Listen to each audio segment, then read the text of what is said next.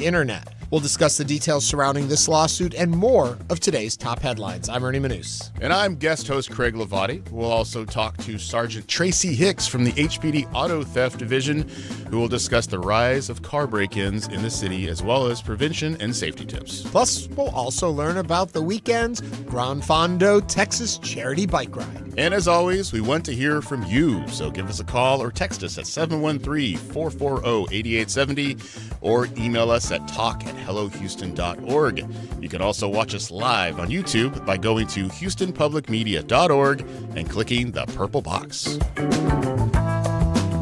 Hello Houston is made possible in part by founding sponsors John Bradshaw and Kathy Sanders, by Metro, and by gifts from listeners like you. Live from NPR News, I'm Lakshmi Singh. With Vice President J.D. Vance at the helm, the U.S. is embarking on a high-level meeting, perhaps one of the highest with Iran since 1979. This morning, Vance left the Washington, D.C. area for Islamabad, Pakistan, which will host the peace talks this weekend. The stakes are not only high for ending a conflict that has killed thousands of people since the U.S. and Israel launched strikes targeting Iran's leadership and military capabilities, it's a high-stakes political moment for Vance. We have more from NPR's Franco Ordonez. Speaking to reporters before departing for Pakistan, Vance said he expects positive talks. If the Iranians are willing to negotiate in good faith, we're certainly willing to extend the open hand. If they're going to try to play us, then they're going to find that the negotiating team is not that receptive. Vance is leading a high-level delegation that'll meet for the sensitive talks in Islamabad. It'll be perhaps his biggest test yet as he seeks to find common ground between two countries that have been enemies for decades. The state of the ceasefire continues to face challenges as Israel and Iran-backed Hezbollah forces continue to launch strikes against each other. President Trump is accusing Tehran of doing a, quote, very poor job of reopening the strait, a key part of the ceasefire.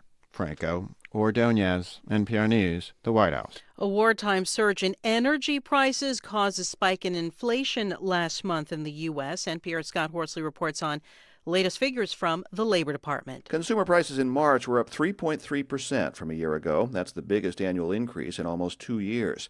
Prices jumped 0.9% between February and March, with a spike in gasoline prices accounting for nearly 3/4 of that increase. Gas prices have jumped by more than $1 a gallon since the U.S. and Israel launched their war on Iran. Pump prices have remained high this week despite the tentative ceasefire.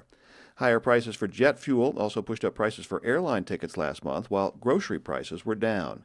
Stripping out volatile food and energy prices, so-called core inflation in March was 2.6%, a rate that's likely to make the Federal Reserve cautious about any further cuts in interest rates. Scott Horsley, NPR News, Washington. Fuel shortages from the war in the Middle East are rippling around the globe. NPR's Joel Wright says the energy crisis in Tanzania has become pretty bad. President Samia Suluhu Hassan says her motorcade, which previously consisted of more than 30 cars, will now be reduced to 4. Aides and security personnel who previously accompanied the president in luxury SUVs are now required to travel together in a bus. The announcement comes as fuel prices in the country surged by more than 30% amid the conflict in the Middle East. Other governments across the continent have also announced steps to tackle ongoing shortages. In Senegal, all non-essential travel by government officials have been banned, and in Madagascar, an energy state of emergency has been declared. That's Joel Bright reporting. It's NPR News. Live from News 88.7 in Houston, I'm Matt Harab. Bond has been set at $20,000 for a teacher at Splendora High School north of Houston accused of conducting what authorities are calling a hoax emergency yesterday on campus. Police say that 53-year-old Nicole Truelove activated a panic button inside of the school yesterday, triggering a campus-wide lockdown. She was in court earlier this morning. Officials initially were led to believe that a student attacked Truelove, but that was later determined to be false. The school was put into a secure hold position, meaning students had to remain in class. No students were injured, and there was never any real threat to the public. Truelove is facing felony charges, and again, KHOU is reporting that $20,000 bond amount. Houston ISD Board of Managers greenlit a reduction of force last night. Now HISD administrators can cut or reassign hundreds of positions that could help the district manage the ongoing budget concerns. The move comes as HISD continues to recruit for a variety of positions.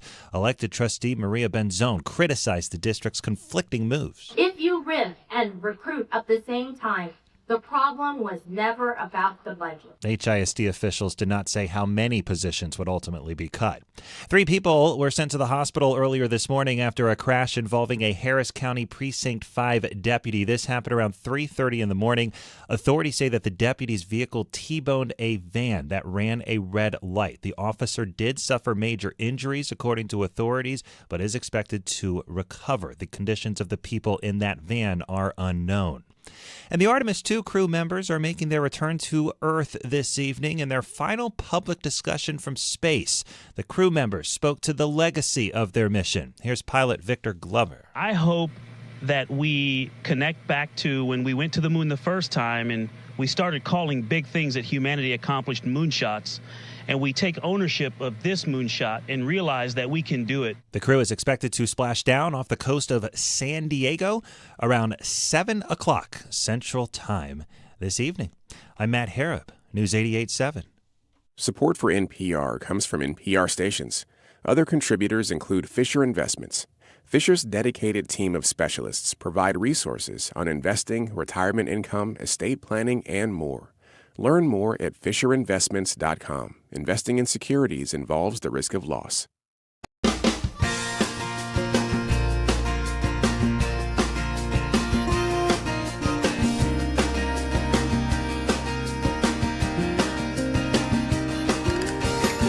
Live from Houston Public Media and News 88.7, it's Hello Houston, an open forum on today's biggest stories affecting Houston and beyond. Call now, 713-440-8870, or let us know your thoughts on today's topics by emailing us at talk@hellohouston.org. And now your hosts for Hello Houston, Ernie Manouse and Celeste Diaz-Sherman. Well, hello there, Houston. Once again, we play the roulette game of who's sitting in the chair with Ernie today. Celeste has the day off, so we have with us Craig Hlavaty. And Craig, what brings you in? I just love you guys so much, and I'm usually here, once a month to do my Houston Pet Peeves thing with Cohen. Craig Cohen on Houston Matters and Lisa Gray, and so I just figured I'd sleep here this week and stick around and wait for the script to come in, and I'm here. And pop in with us. Okay, yes, so for folks who don't know, little broadcasting background for you. Oh, Lord. Well, if you watched Newsfix on Channel 39 for 7 years, I was the man about town, covered in tattoos, going to all the food festivals and getting electrocuted on camera and all kinds of fun stuff. 2 things that stand out from that story. You may not be the man going to all these things anymore, but you are still covered in tattoos. Yes, I can't get rid of them. They're permanent. They stick. Seemed like a good idea at the time. They should have told me that. I was a friend of mine. He's rather covered in tattoos, and he does modeling and stuff, and that's like his. I'm sure I know him. We're all friends. Yeah. But he said to me, biggest mistake he ever did was getting the tattoos. Really? And then after he told me that, he went and got more. And I said, why'd you get more? He's like, well, once you started. Yeah, my mom bought my first one, and she goes, all right. I was 18, and she goes, I'm buying your first one, and after that, you're on your own. She got her first one the next day. She got one on her ankle. She was like, it didn't seem so bad. And then here I am. What was your gateway tattoo? I got like a little cross, because of course you have to get something. I got a cross on my left arm, and then now I can't even remember like how. Somebody asked me the other day how many I had, and I was like, I lost count. I think that's a weird question because especially like for you, it's sleeves that I have seen. Some here, but it's not that kind of show. And then there's my legs, so yeah. But if you think you're going to turn in, you're going to see like a whole face tattoo thing. No, he's a normal looking guy. You don't have all that. Well, but when they say how many do you have? In my mind, it becomes one big piece of artwork. True. So you get to the point where you're just like, well, my arms, my legs, my back, part of my chest. I always say that I always talk about getting my hands done. And my fiance Brianna is just like, I don't know if we're ready for that. Are you that kind of guy? Because like when I wear if I ever wear a suit or something long sleeve, like for like a family event, like I look like a normal person. But then if I roll my sleeves up, it's like, oh no, when did he get out on parole? He's here. You still pass in public. Thank you. Yeah. As a boring regular guy. Boring white dude. Yeah, but then you get to have more fun. Oh, somebody is asking us online. Of course, you can always check us out on YouTube. My British computer guy wants to know, Ernie, do you have any tattoos? I do not. We've never had show and tell. Yeah, I have toyed with the idea of getting a Muppet Ernie head tattooed somewhere, but just a little one. At one point, I thought on my hip because then nobody has to see it, or then on my arm, like on my shoulder. Get that like your wrist. Yeah, like your wrist, like right there. I'm scared of pain. Let's do it. Yeah. Oh, we're gonna go do it. Yeah, let's do it tonight. Let's go. Yeah, I've always wanted a Big Bird tattoo. Oh, then I could get an Ernie and you could get a Big Bird. I would get Big Bird because Big Bird growing up was my guy. And Ernie has been my curse my entire life. There's no cartoon Craigs. So yeah. So you gotta go with the Big name Bird is going extinct. Is it? Yeah. There's no baby Craigs out there. There are 2 Craigs in this building alone right now. That is true, but we're both older gentlemen. Oh. I've never met a Craig that's like 5. I have no sympathy for you because being an Ernie, you don't run into it. That was the saddest thing of childhood is like my brother Jim could always get a mug or a keychain or something. And it'd be like Eric, Ernie, Evan. Never. But Ernie's a great name. I think so. Yeah, no, but like we went to Dollywood last year and there was no Craig bumper stickers or Craig tags. Really? No, there's Greg. Yeah. And everybody at the coffee shops knows me as Greg. Yeah. So, but you could get a Craig and then scrape off that little part of it. Yeah. Anyway, we're not scraping things off on today's show. No, we are adding to your day and your life. We have been talking a little bit about the weather. It's a little hit or miss out there. It's my favorite Houston weather right now. Is it? But we've got our car this weekend. I know we do. And you're heavily involved with that. Yeah, I'm going to be there. And it's like, what are we going to do? But you know what? We're going to find out more about our car coming up in the show. Kam Franklin's going to be joining us, and she's going to be chit-chatting with us about it. Talking about cars, catalytic converters. You know, we heard a lot about this a while ago. Well, there's an uptick again in thefts of those. We want to talk about that. Love it. If cars aren't your thing, what about going for a bike ride? You know, the Gran Fondo Texas bike ride is this weekend also. We'll be talking about that. And as I said in the tease before the show, if you don't want to talk about cars, you don't want to get on your bike, you might want to just go to the movies. We are getting closer every day to saving the Garden Oaks Theater, and we're going to be talking about that a little later in the show. But as always, we like to begin the program off with the headlines. And Craig, you told me you would do me the honor of reading the news.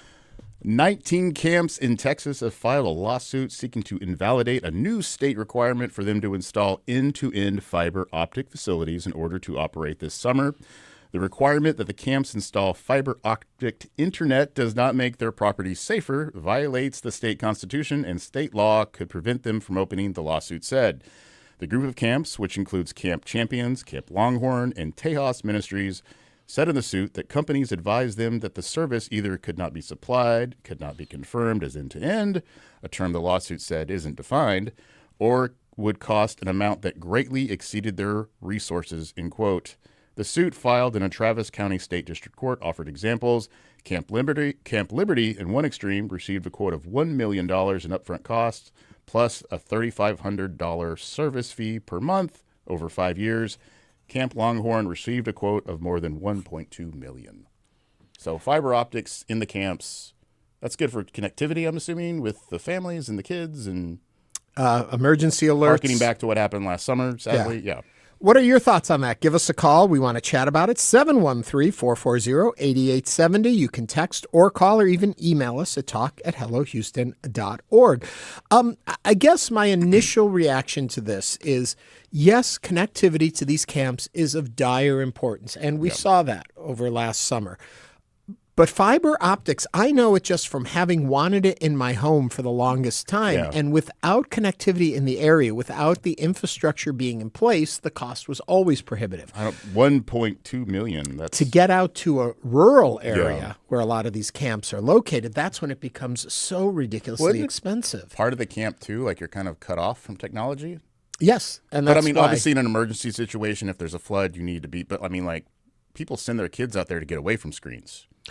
Yeah, but it's not about being able to tap into Netflix that's true. It's about being sure that you know the emergency alerts and all of that, because some of the argument was cell phones didn't work at that point. The messages came late.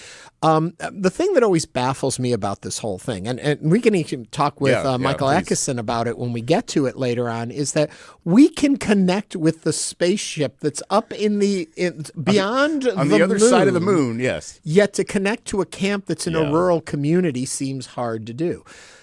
I think oftentimes laws are drawn, especially these days, with a really good idea without reality being mixed into it. Is it good to have good connectivity to these camps? Absolutely. Correct. So then you're thinking, what's the best one? How about fiber optics? That's the best. Let's do that, without thinking you can't. So the law gets passed, and then you're in a position where, what do we do? The pricing is so expensive. You got to think somebody along the line's making too much money. Yeah. Right? Well, there's also the idea that you can go other routes. Yeah. What about satellite connectivity, like satellite phones, or things that first responders use to connect into those areas? So, but because the law is written the way it is, and then things aren't cleared up, like you said in the read, end-to-end connectivity. What does that mean? Yeah. Connectivity means you're connected. So end-to-end. At all times, so then, if there's a medical emergency, if there's anything else that happens over there, you need to be able to be connected. It's very concerning. Is it worth $1 million? Right. Yeah, but as a parent, if you're listening right now, if you're a parent, does this give you some sense of relief, some sense of security, if in fact that the connectivity is at that level of fiber optic? Now, 20 years from now, it might not be that hard to lift, because by that point we have Wi-Fi embedded in our bodies. Yeah, we'll have something. Yeah.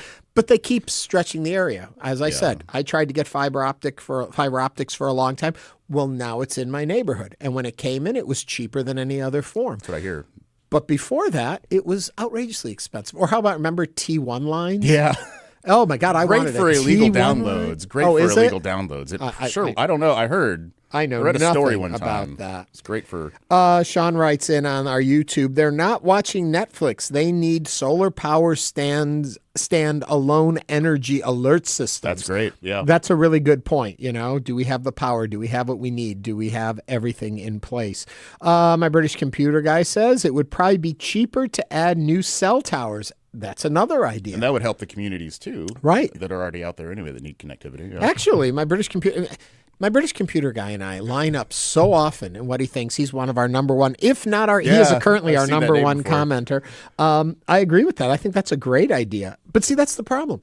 Yeah. Are those things discussed when the legislation is being written, or does somebody think, hey, fiber optics is the way to go, let's do it that way? Yeah. Or, and I hate to throw this into the mix, does somebody have stock in a fiber optic that's company? what I was getting at earlier, that somebody's friend is like, well, you know what? We should put fiber optic out there. You know, we'll do yeah. really well with that. What are your thoughts? Give us a call or write 713-440-8870.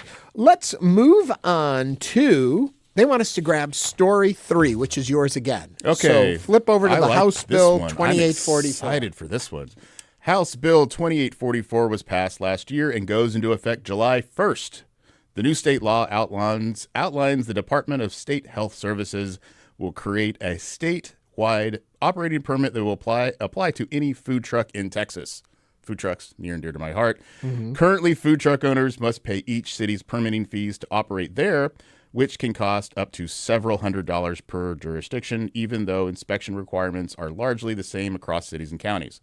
Some cities oppose the new statewide license because without their authority, both cities and counties fear they may lose control of how their mobile trucks operate in their locations. And there's less money. Local governmental entities control where and when food trucks operate in their jurisdiction, but they won't be able to collect permit and inspection fees anymore. For instance, the city of Dallas, charges a $481, that was me editorializing. Yeah, I noticed that. $481 application fee and $562 plan review fee for trucks new to their jurisdiction, as well as $185 for an annual permit. HB 2844 requires the state to license food trucks in 3 different categories, depending on how food truck operators prepare their food. The lowest tier license is for trucks selling prepackaged foods, and the highest tier are for those that cook food in their trucks. What do you think of this new statewide permit for food trucks? Do you frequent food trucks like I do? What is your favorite? Give us a call, 713-440-8870.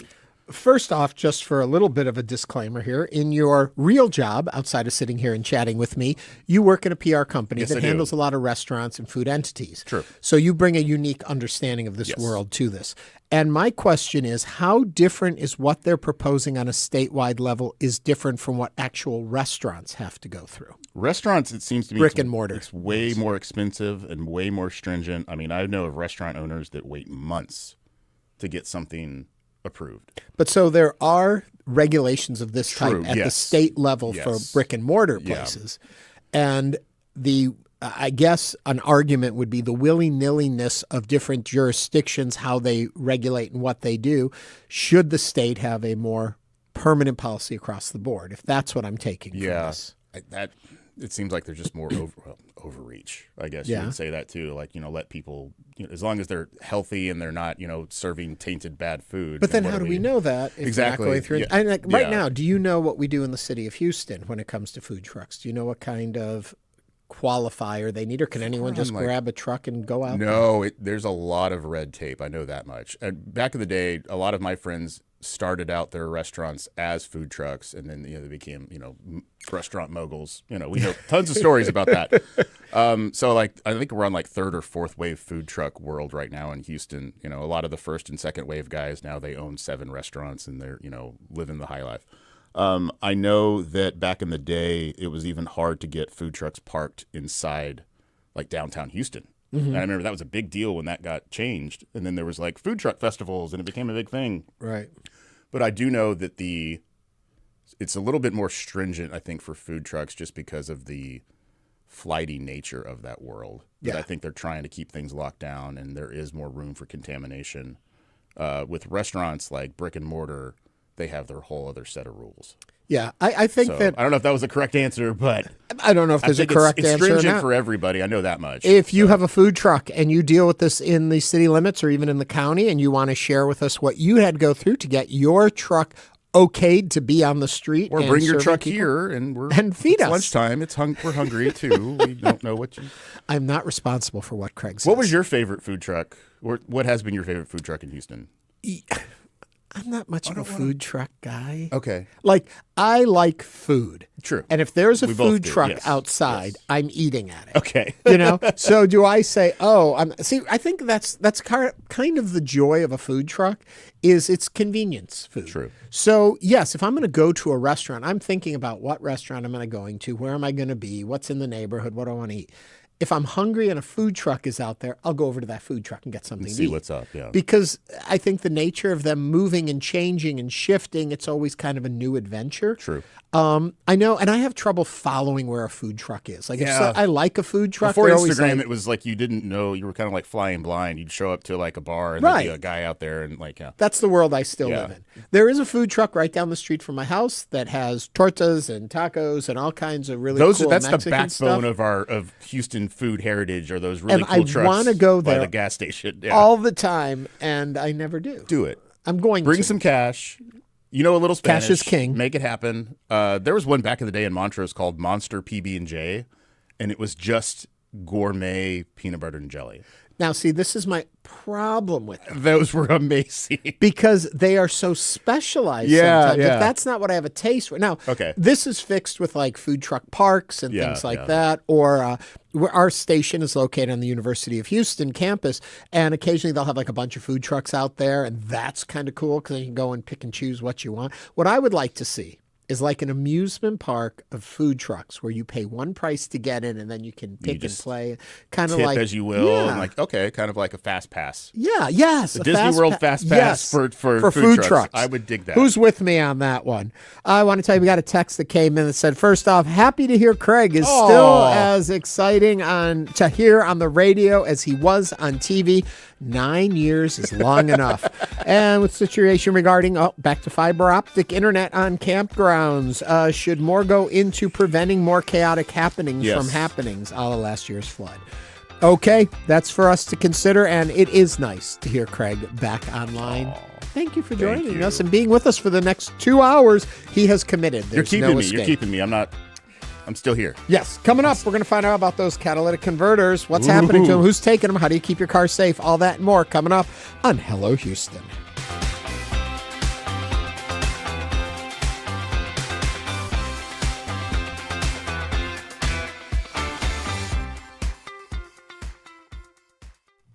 Right now, you're in for a treat. Your gift, because we are in a campaign right now, your gift that you make to the station right now is going to be, listen to me, tripled. Friends, this is super special. We don't have a lot of triple matches anymore. What does that mean to you? $1 becomes $3.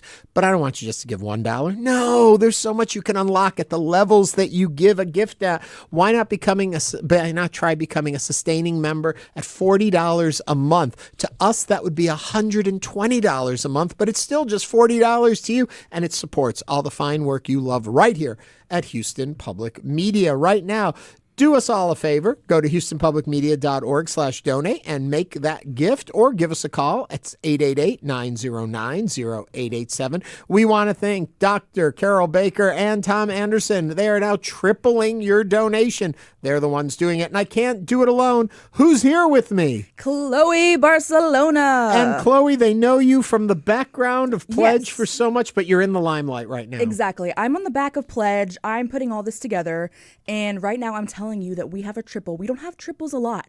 So this is a big opportunity. A lot of people wait to give until it's a triple. So right now you have under 45 minutes to where you're going to be able to do a triple. So please take advantage right now, because we are fully community funded. I mean, you have heard us say this, but I just want to remind you, this moment matters. It matters to you. It matters to your family. It matters to journalism, okay? Please give now at houstonpublicmedia.org/donate or call 888-909-0887. You bring up a good point that the information we have here is important, and what you are funding is to continue that. We've got local elections coming up. We've got national elections coming up. Where do you get trusted information so that you can make an educated vote? Right here at Houston Public Media. Right here. We don't pick sides. We give you the truth. And that's what's important. And I hate to say it, very rare these days. We've also been covering going to the moon. Yeah. So our station takes you out of the world and topic. back again. But right now, what we need you to do is make this triple match right now. Give us a call, 888-909-0887, or the easiest way, houstonpublicmedia.org/donate. You can Meet Dio Choco. We just took his keys for the day and gave him a Ride Metro fare card. This is his story. Visit ridemetro.org/Choco to find out where is Choco. Gave me words. That's poetry doing the quiet work. I'm Jenny Doring, poet Amy Nizuku Matato. Next time on Living on Earth from PRX. You can hear Living on Earth. That's coming up Saturday at 10 p.m. on News 88.7. I'm Maria Hinojosa, next time on Latino USA. The Hollywood Latino icon, John Leguizamo. I sit down with the actor, comedian, and producer. We talk about his new show, his most unforgettable roles in all the movies, and we ask the question, where are all the Latinos in Hollywood? That's next time on Latino USA. Sunday night at 7 on News 88.7. Tonight on Houston Public Media TV8, Great Performances presents a new season of Now Hear This. Violinist and conductor Scott Yu returns to host the critically acclaimed miniseries, tonight at 8:30 on TV8.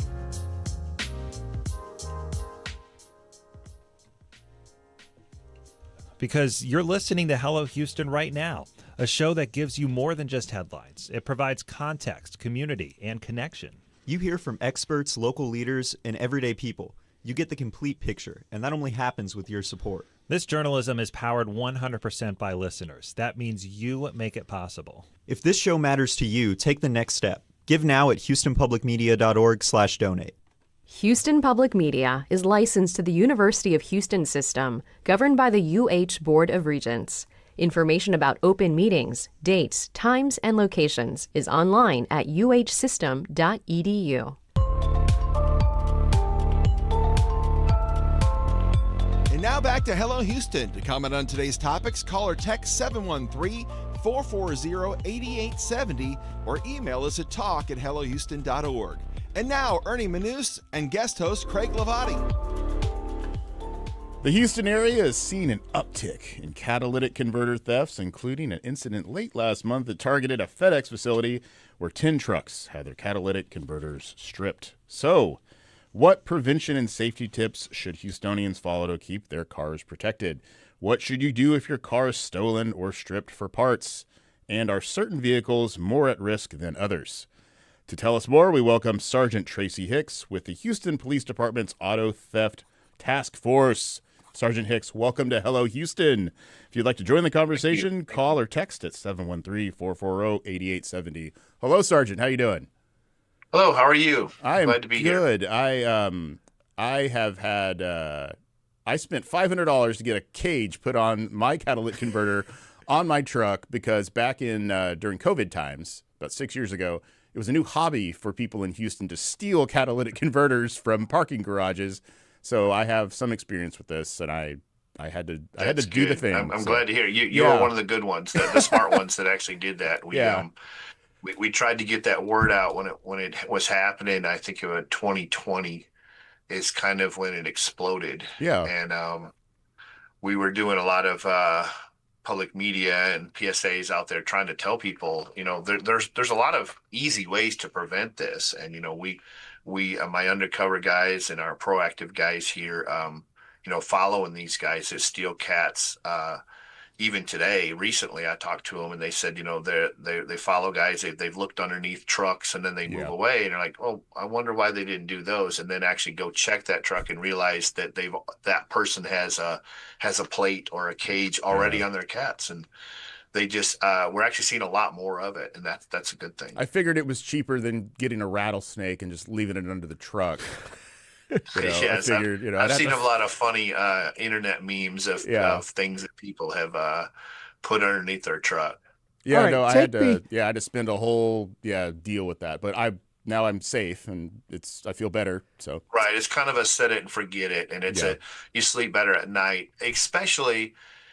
The message I want to tell people though is we've had a lot of people like little old ladies like, oh my God, somebody's going to steal I don't know what it is, but they're going to steal it off my car. It's going to cost me a lot of money. And I drive a 93 Buick LeSabre. It's like, no, don't worry. My first car was a 91 Buick LeSabre. So, hey. There you go. Okay, take me back a little bit. They're not targeting all vehicles, especially the smaller vehicles are not being targeted. And so we don't want everyone thinking that they're going to be, hit. Okay, take me back. A lot of people are just jumping on this train of this conversation, not knowing a clue about what we're talking about. What are these? Right. Why are they in demand? Why did this suddenly start happening? Why is there an uptick now again? Okay, well, since the mid-'70s, cars it's part of their exhaust system. It's called a catalytic converter. What it does, and it looks similar to a muffler. It's a little smaller than a muffler, and it's before your muffler. So if you look under your car, every car that's been manufactured since the mid-'70s has at least one. Some have two, and a Toyota Tundra has four. The Sequoia has four. The 4Runner has four. So there's a couple that have four. Well, what it does is there is a combination of precious metals. There's rhodium, platinum, and palladium, and it's minuscule amounts. It's in a powdered form that's infused into ceramic. When carbon monoxide, which is poisonous to us, goes through it, and it's very, very hot, there's a chemical reaction that turns carbon monoxide into carbon dioxide, so we can breathe that. So, and it actually they do very well with it. So they reduce the pollution coming out of your exhaust pipe.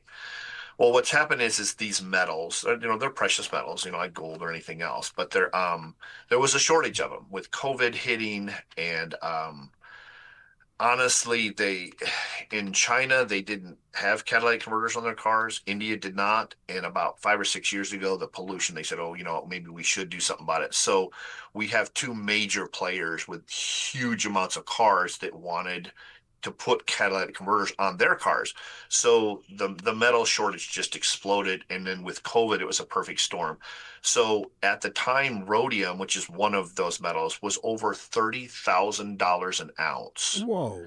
And there's only a minuscule amount, but back in the height of this big, epidemic, which was happening in 2021, 22, they were getting at the scrap metal yards, up to $2,000 a piece for a used catalytic converter off of a Tundra. So it was lucrative. It was lucrative for these Tundras bad have guys. Four. So 4 catalytic converters off a Tundra, they were making $8,000. So that's the reason why, it got really, really bad. The good news is the metal price plummeted. They were getting, as of 6 months ago, I think they were getting probably $200 or $300 for all 4, as opposed to 8,000. So there just was no market. So it kind of went away. I was going to say too, I think I heard something too, that now the scrap metal yards need to have some sort of documentation. Is that correct? Right. To take those in. You can't Deputy just show up with Almendarez 7 Harris County. He was killed off duty, and we worked with him. We're our auto theft and their auto theft. He was an auto theft investigator. His personal vehicle was a Toyota Tundra. My personal vehicle is a Toyota Tundra. I remember the morning it happened, because my wife was reading the story, and she says, "Oh, just so you know, if we ever see anybody underneath our truck, we're coming out of the store. We're going back in the store." So it was real sad, but it did. Unfortunately, it took something like that to kickstart some much tougher laws at the state level, which helped us. There's much more punishment, and then it also made it so an individual cannot go into a metal recycler and sell a catalytic converter. It has to be someone who has a license, like a car dismantler, like a pick apart place. You take a junk car there, they take all the valuable stuff off of it, or you can go in there and buy stuff from them. Well, they take their cats off immediately when the car gets there, because they don't want people jumping their fence and stealing them. So they can, they'll get a truckload and they can legally go to a scrapper and scrap them. A muffler shop, because catalytic converters go bad. Well, you would go to a muffler shop or a dealership, so they're allowed to sell them. But an individual off the street cannot sell a catalytic converter. Take me to this recent incident with the FedEx facility, and where multiple trucks are all targeted at once. So I'm wondering what it tells you about how organized this has become. It's not just at least to me, it doesn't seem like it's an opportunity crime. Somebody wants to make a few quick bucks and they go to. This seems very planned out and very organized. What does it tell you about what's happening in this market? Well, that was a Harris County case, the one in it was actually outside the city, but we did have similar cases. Not recently, but I'm talking 3 years ago, we had a couple of U-Haul places get hit, or Ryder trucks. They have big trucks. Those are based on like an F650, F750 frame.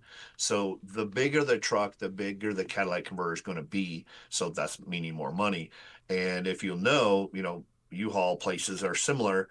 They have big trucks all parked in a row right up against the feeder of the highway. The noise of the freeway covers them, crawl underneath there, and they just truck to truck to truck to truck, roll up underneath all of them and saw off the catalytic converters and carry them away. We saw a couple of electrician companies that have the big bucket trucks, and they're really only used in case of, there's a big storm, and those are the guys that get sent out, to fix our power lines. And their trucks aren't really used daily, so they'd have a yard that may be fenced off, and then when they needed them, they realized, oh wow, somebody's cut a hole in our fence, and they've hit 18 to 20 of our trucks, and they're literally all down. They can't go help us get our power back on. So we did see some of that. And I personally had went out and actually talked to a lot of these companies. I spoke with U-Haul and what they were doing, help them get, they have more of the welding cages around theirs. They're marking them. They're the big companies that have been hit.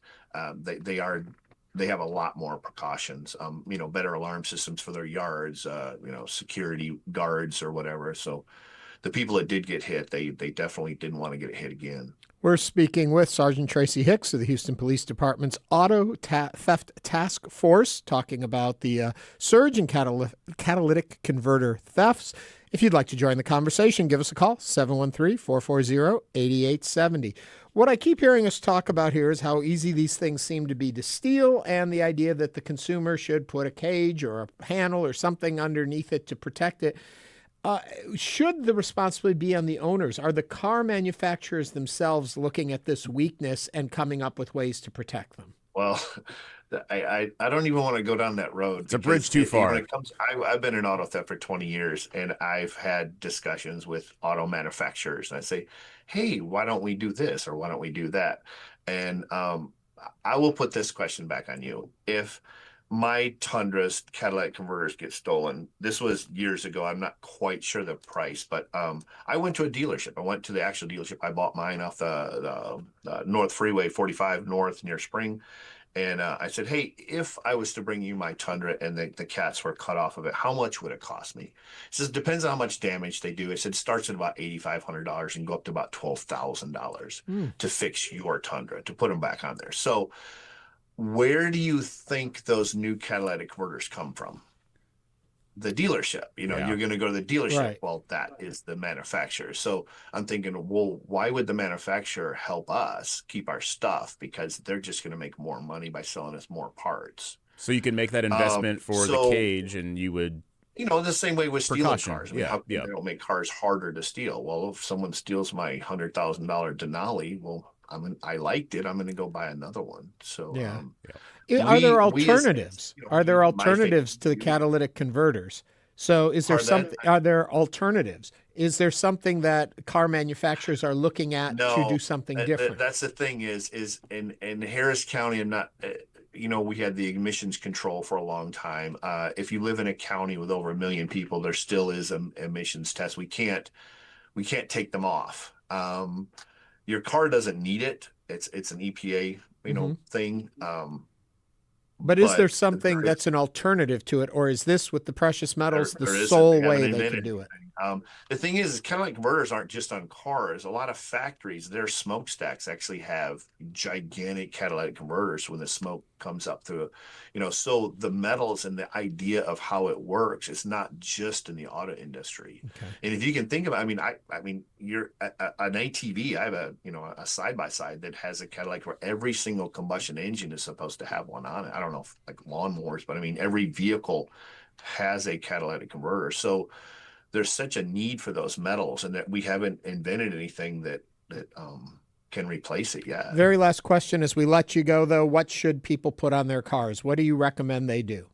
Well, there's a couple things. The thing, obviously, what you did, is cage it up. The best thing you can do, and like I said, it's the big trucks, it's the big SUVs, is going to you can try your dealership, see if they have one. But these aftermarket 4-wheel drive places, they make a skid plate for the bottom of your vehicle, and it's for the rock crawlers, so your exhaust doesn't get torn off when you climb over rocks. Is bolting one to the bottom of your truck, they can't get to it, covers them up, you can't get to them. That would be probably okay, set it and forget it. $300 to $400 probably, and you just sleep better at night. The other thing is getting a better alarm. They make alarms now that actually have vibration sensors. It's a bump sensor. So if I was to crawl underneath the car and touch a reciprocating saw to your exhaust, a normal or a cheap alarm is not going to go off because you didn't open a door or break a window. So, and that alarm letting your phone know. So you want your alarm to tell your phone, hey, somebody's messing with your car. Is upgrading your alarm, just using your garage, parking your car somewhere where, near doors, videos, well-lit areas. Things like that are simple, but the plate is my best bet living proof. Our proactive auto theft investigators have seen it. It works. People look underneath those cars and they just don't want to mess with all that and unbolting that, or sometimes, you put one-way screws on that thing and it's not coming off. Sergeant Hicks, we're going to leave it there. Thank you very much for joining us and sharing that with us today. All right. Thank you. Thank you. Coming up, a Texas bike race for all ages? Yep. Stay with us as Hello Houston continues.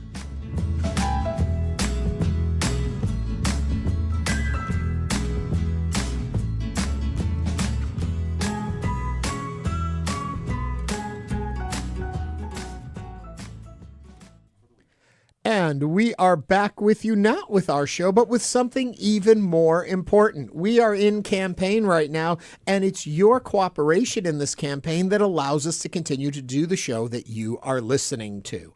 So right now we are in what do we call it? A triple match. Chloe's here with me, and we are very excited about this. So excited. We rarely have these, so it's a treat. But right now, they need to do it right now. For every $1 or $10 or $100, it becomes three 300. times as much. So $3, $30, $300 to us at the station, triple times 3. That's what we're doing. We need you to do that right now. Any donation you make, it is still the same amount to you that you're giving to the station, but your impact goes so much further. So for this hour, we have our triple match going on, and it will help fund Hello Houston, Houston Matters, all the news and information and entertainment you get from this station.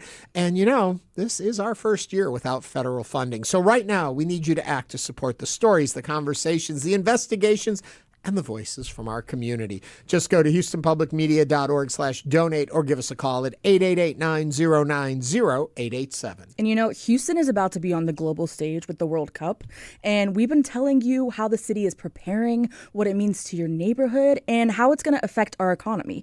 We focus on coverage on stories that affect you. That is your reason to give, and give times 3. So visit houstonpublicmedia.org/donate or call 888-909-0887. It's important that you do it, that we hear from you now, and that you make your impact. Remember, for just a few more minutes, about 13 more minutes, we're going to triple these donations. So if you are about ready to make a gift or thinking about it, do it now, where you will help us 3 times as much. HoustonPublicMedia.org/donate.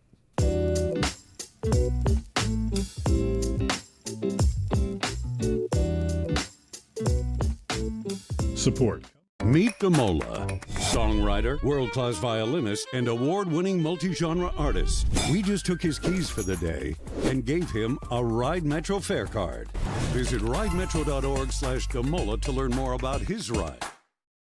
Comes from Metro. World Cup planning includes transit improvements intended to serve Houston after the final match. Metro provides bus, rail, and paratransit service and continues mobility enhancements across the region. More at ridemetro.org/Metro Now.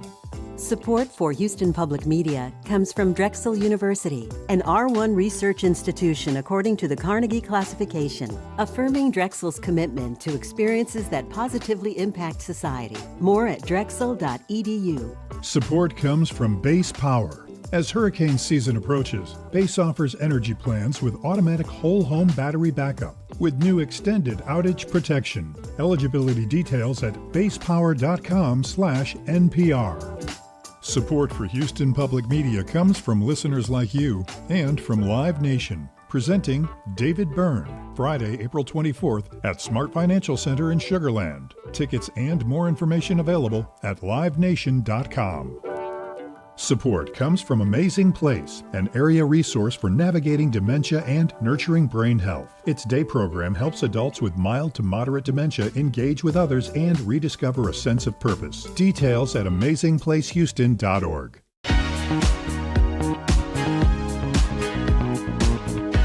And now back to Hello Houston. To comment on today's topics, call or text 713-440-8870 or email us at talk@hellohouston.org. And now, Ernie Manouse and guest host Craig Hlavaty. The Gran Fondo Texas Charity Bike Ride is the premier Houston area cycling event and one of the largest bike rides in Texas.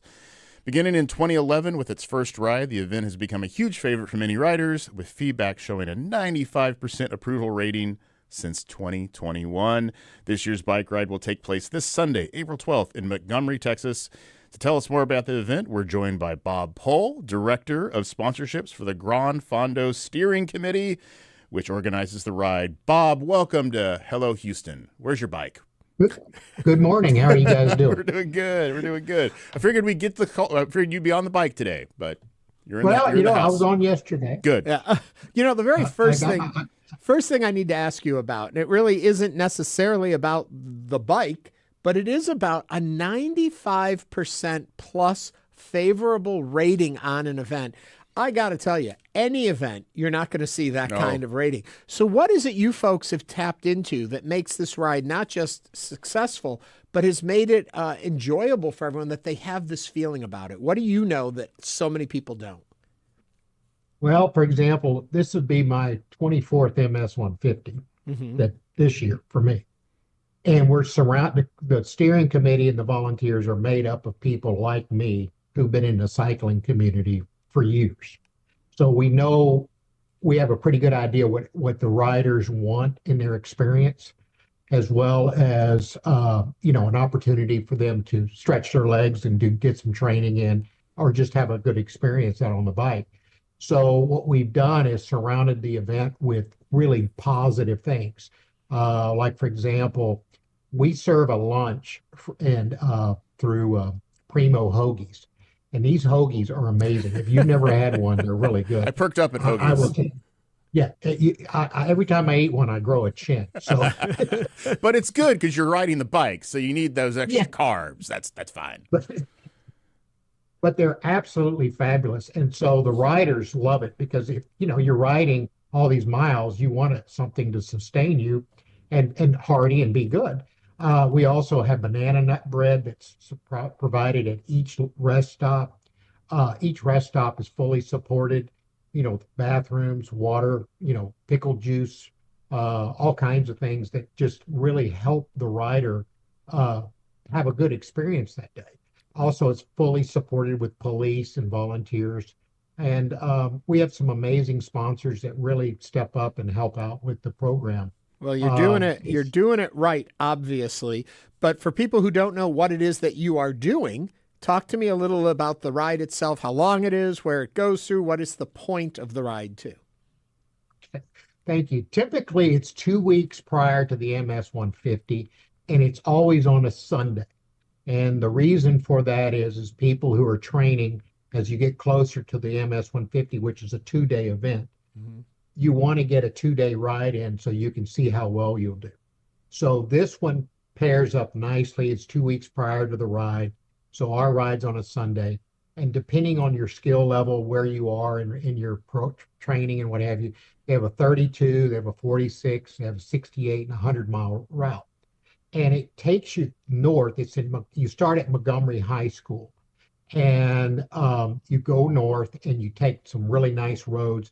And if you take the longer routes, you'll actually go through the Sam Houston State National Park, the forestry. And it's beautiful. I mean, it's absolutely gorgeous. And you get some hills in, you get some quiet country roads in. It's just an amazing ride, and people really like it. And so people who are really serious about their training, this is a great opportunity for them to do it. And for folks, I guess, who don't want to do a 2-day ride and 2 weeks following it, a 1-day ride is a really nice place to show your wherewithal. Or you can go, oh, no, I'm not ready. But I'm sure they do it. They're fine. And there's banana nut bread. So you had me there, too. Right. So if anything, it's just... There's lots of things to keep you happy while you're out there. Yeah. How many riders are we talking about? We're looking, usually it's around 1,000. Wow. It's trending. It trends to that. A big factor is, the timing, what time of the month it is. Like, for example, October versus May. April versus May. So sometimes the MS is in May, so it's a little warmer, as you get into that. But it's 2 weeks prior, and it's really good. I'll tell you the other thing, too, that we do, and I think it's worth mentioning, is that the riders get a discount. If they want to do the MS 150 and do our ride, they can get a 25% discount towards their rider fee for the MS 150. Oh, wow. And then which is really generous, and it's very nice. And we have a really good partnership with MS. We all of our proceeds, after we pay our bills, we donate to the MS Society for research. We donate to the Montgomery County Food Bank and the Texas Medical Orchestra. So it's not a for-profit ride. It's purely for charity, which really makes it nice. We are discussing the Gran Fondo Texas charity bike ride with Bob Pohl, Director of Sponsorships for the Events Steering Committee. If you'd like to join the conversation and just talk about bikes, call or text 713-440-8870. What do you ride? What's your hog? I have a Trek, and cool.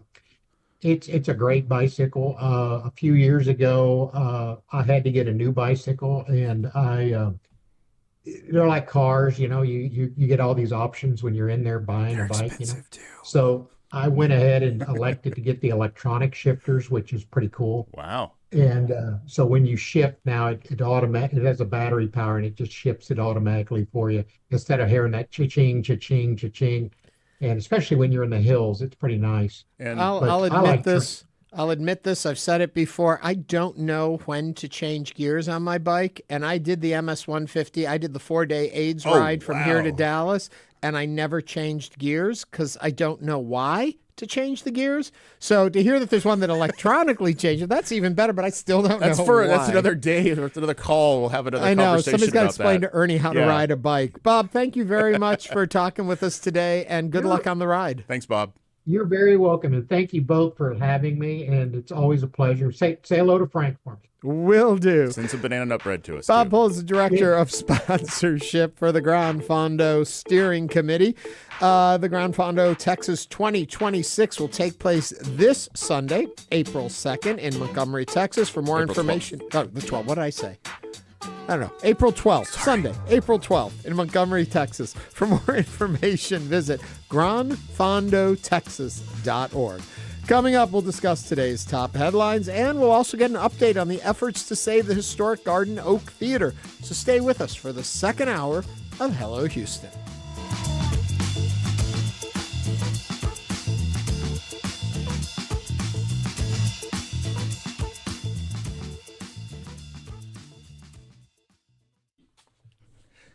Right now, we are asking you to do something very important beyond just listening to the station, beyond learning and enjoying and sharing. We're asking you to reach deep and donate to help support this station and to make it even easier on you. Thanks to Dr. Carol Baker and Tom Anderson, we have a triple match happening right now. We know this. We know as a listener, you get very excited when we offer a triple match. Some people, much to our chagrin, hold back making a donation until they hear it's a triple match. Well, guess what?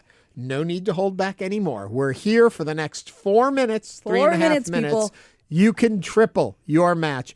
You can make sure that you support Houston Public Media's future and make this a defining moment. Remember, federal funding has gone away, but you're still here. We're still here. Let's do this together. And we just got 2 new Affinity Council members, so it's working. And we only have 4 minutes trying to do math. 3 minutes. 3 minutes. 3 minutes, people. HoustonPublicMedia.org/donate or 888-909-0887. You know, a lot of news tells you what's broken, and that matters. But at Houston Public Media, we're also asking what's working. We're investigating. We're telling you about real solutions to the real problems Houston faces. And this shows you what, as a community, we can do in the future. So let's see how many minutes we have now. 3 minutes to do triple. Come on, guys, now. 2.5 minutes. 2.5. It's getting 2.5 minutes. For those of you who worry the phones are going to be all blocked and you're not going to get through, we got plenty of folks waiting to help you. But remember, you can always go online at HoustonPublicMedia.org/donate. Let's make an impact. Let's make a difference. Let's show the station that our YouTubers and our Hello Houston listeners care about the work we're doing and are ready to support it. Right now is your moment to do it. And as we've said, to have it tripled. Each $10 becomes $30 to us. Do it now. HoustonPublicMedia.org/donate.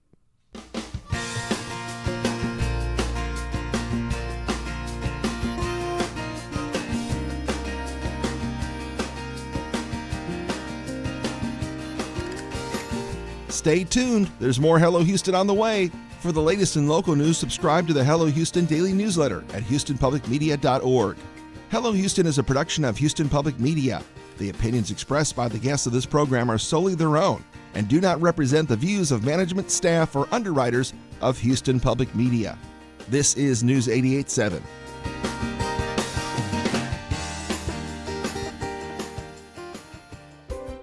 On the next Science Friday, iconic movie sounds.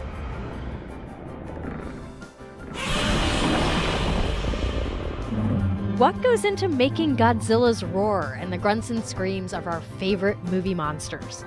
Cue the humpback whales, metal pipes, and Michael Jackson's pet elephant. I'm not kidding. That's on Science Friday from WNYC Studios. You can hear Science Friday. It's at 1 o'clock this afternoon here on News 88.7. Support comes from Classical Theater Company, presenting Shakespeare's Othello. April 16th through May 2nd, the classic tragedy explores the evils of jealousy, misinformation, and racism. Performance details at classicaltheater.org. Mostly cloudy skies at the University of Houston, 77 degrees right now. We've got showers and scattered storms likely throughout the afternoon today, with the high right around 79. Chance for rain tonight, then becoming mostly cloudy overnight. Overnight lows down to 70. Tomorrow, still a chance for showers, and then a chance for thunderstorms in the afternoon. The high 81. 77, and this is your NPR station, KUHF Houston News 88.7, a service of the University of Houston. Just ahead on this hour of Hello Houston, Houston Public Media reporter Michael Adkison will join us to give us the latest on the Artemis II mission, which is set to return to Earth later today.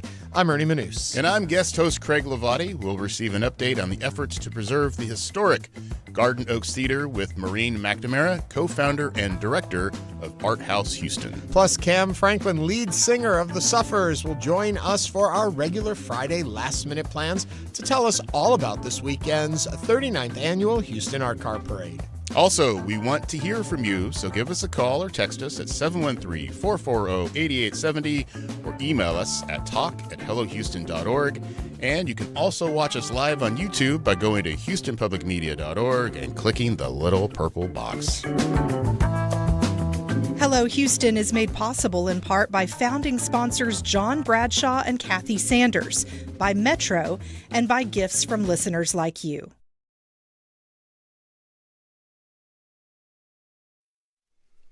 Live from NPR News, I'm Lakshmi Singh. The U.S. and Iran are set to hold high-stakes talks this weekend. Pakistan is hosting after it brokered a 2-week ceasefire between the rivals. NPR's Danielle Kurtzleben reports Vice President J.D. Vance is leading the U.S. delegation and left for Islamabad this morning. Vance was a loud voice against foreign interventions before becoming the vice president, and it has been widely reported that he was initially opposed to bombing Iran. Brokering this peace could be a difficult job. The U.S., Israel, and Iran do not even agree on the current ceasefire's terms. Iran has said that the ceasefire covered attacks on Lebanon, whereas the U.S. and Israel have said Lebanon was not included. Israel is currently bombing Lebanon, where Iran-backed Hezbollah is based. Among the U.S.'s primary goals in the negotiations are getting Iran to fully open the Strait of Hormuz and also making sure Iran does not enrich uranium in the future.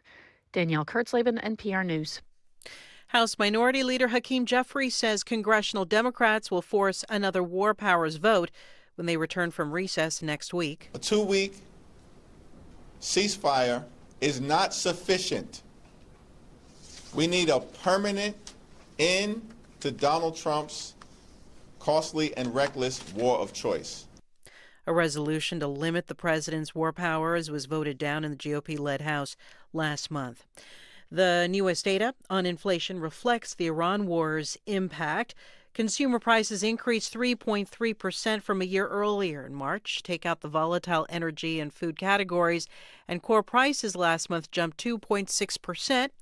The war severely affected oil supplies, with shipments disrupted in the Strait of Hormuz. AAA reports today that people in the U.S. are paying an average $4.15 for a gallon of regular gasoline. Gas prices have risen more than $1 a gallon since the start of the U.S.-Israel war against Iran in late February. In Ireland, protests over rising fuel prices have blocked roads and access to oil depots across the country. NPR's Fatima Al-Kassab says people have been staging protests for 4 days. Slow-moving convoys of tractors and trucks have blocked roads and motorways for days, including some of the busiest streets in Dublin. Last night, the Irish government called in the army to remove vehicles blocking roads, with Irish police treating protests at fuel depots as blockades. Protesters say they want more help with fuel costs from the government and said they're prepared to continue their protest for weeks. Ireland's Taoiseach, or Prime Minister, says the blockades are damaging Ireland's economy and that the protesters did not have the right to close down the country. The government says it will meet farmers and truckers Friday to discuss the crisis. Fatima Al-Kassab, NPR News, London. From Washington, this is NPR News. Live from News 88.7 in Houston, I'm Gail DeLauder. HISD will be cutting jobs now that the state-appointed board has voted to move ahead with a reduction in force. That's as the district faces a loss of enrollment and a budget crunch. HISD administrators can now cut or reassign hundreds of positions, and those positions range from teachers to central office jobs. But elected trustee Maria Benzone questioned why the district is still recruiting staff. If you RIF and recruit at the same time, the problem was never about the budget. HISD hasn't said how many positions it plans to cut. Mayor Whitmire could regain the support of Houston's police union as he seeks a second term. The head of the Houston Police Officers Union is now softening his stance after saying they wouldn't endorse Whitmire along with some council members. News 88.7's Dominic Anthony Walsh reports. Whitmire drew the police union's ire after he voted for a measure prohibiting police officers from detaining people or prolonging traffic stops due to civil immigration warrants. Union leadership initially pledged to withhold its endorsement before walking back the threat today, saying they want to meet with him first. We have always had a great relationship with the mayor. Always. Douglas Griffith is union president. But this is one of those lines in the sand that we have to draw, and we have to deal with it. A spokesperson for Whitmire says the mayor speaks with HPOU frequently, just as he does with other employee unions. I'm Dominic Anthony Walsh, News 88.7. Researchers at Colorado State University aren't expecting an active hurricane season. The forecast calls for 13 named storms and 6 hurricanes. Part of the forecast depends on what happens with an El Niño weather pattern. There's basketball at Toyota Center tonight as the Rockets host the Minnesota Timberwolves. Also, the Astros kick off a weekend series against the Mariners in Seattle. 30% chance of rain tonight, overnight low near 69 degrees. I'm Gail DeLauder, News 88.7. Support for NPR comes from NPR stations. Other contributors include Charles Schwab, offering investors choices like full-service wealth management, advice, investing, and trading on Thinkorswim. Learn more at schwab.com. And from the Doris Duke Foundation.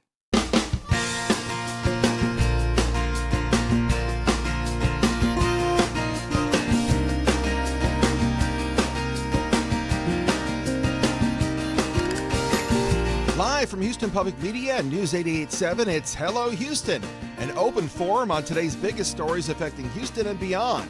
Call now, 713-440-8870, or let us know your thoughts on today's topics by emailing us at talk@hellohouston.org. And now your hosts for Hello Houston, Ernie Manouse and Celeste Diaz-Sherman. Well, hello there on this lovely Friday. We didn't say it in the first hour. It is Friday, April 10th. For those of you who still need to write checks. 410 Friday. If you noticed, Celeste sounds like she has a hoarse throat. Yeah. It's not Celeste. Celeste has the day off, so Craig Hlavaty is sitting in with us. Hello, Craig. Hi. Yeah, you're not fun. Celeste. This is nice. I like this. Chats are coming out. One that I like that just came through on our YouTube, because you can always watch us on YouTube with our YouTubers, who are a very exciting and wonderful group that stay with the show and chat all day long. Quote from Chef Rob: "If you don't know how to drive in the rain, stay home." Wow, it's a pet peeve coming back to me. I hear that, Yeah. Chef Rob. Oh, is it raining out there? I don't know. There's no window. We don't have our sky cam. Where's our rain on cam? today? Yeah. We usually have a sky cam that shows us with it. Yes, but stay home anyway. The weather's come and going. There's a lot going on this weekend. In a little bit, we're going to be talking. Oh, it's cloudy downtown. It's my favorite Houston weather. You like it cloudy? Overcast and humid. Okay, so I've talked about this before. I grew up in upstate New York, and Binghamton, New York, the town that I was born and raised in, second least amount of sun of any place in the U.S. Number one being Seattle. And so overcast, windy days were like a wonderful summer day. Feels to me. like home. You know, that's Yeah. home to me. I love it. That's probably why it's so dark all around me. all Home the is time. Houston, so I've been baking for 43 years.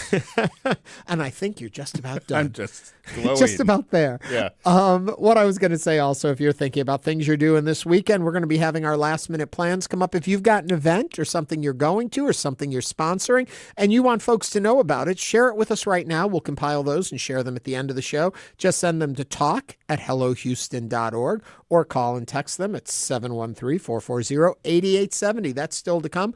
Another thing, a story we have been following that is kind of on our minds, and we hope for a good ending to this story, the Garden Oaks Theater. At a moment not too long ago, was at a high risk of disappearing off the face of the Houston landscape. It looks like there's been a bit of a reprieve, but the work is not done yet. So we're going to be talking with Maureen McNamara, founder and co-founder and director of Arthouse Houston, about their efforts to continue to preserve the Garden Oaks Theater. We'll be talking about that in just a little bit. But first, as always, let's just get right into the news because we've got a lot to cover. Flying by the moon, witnessing an eclipse, and traveling farther from Earth than humans have before that we know of.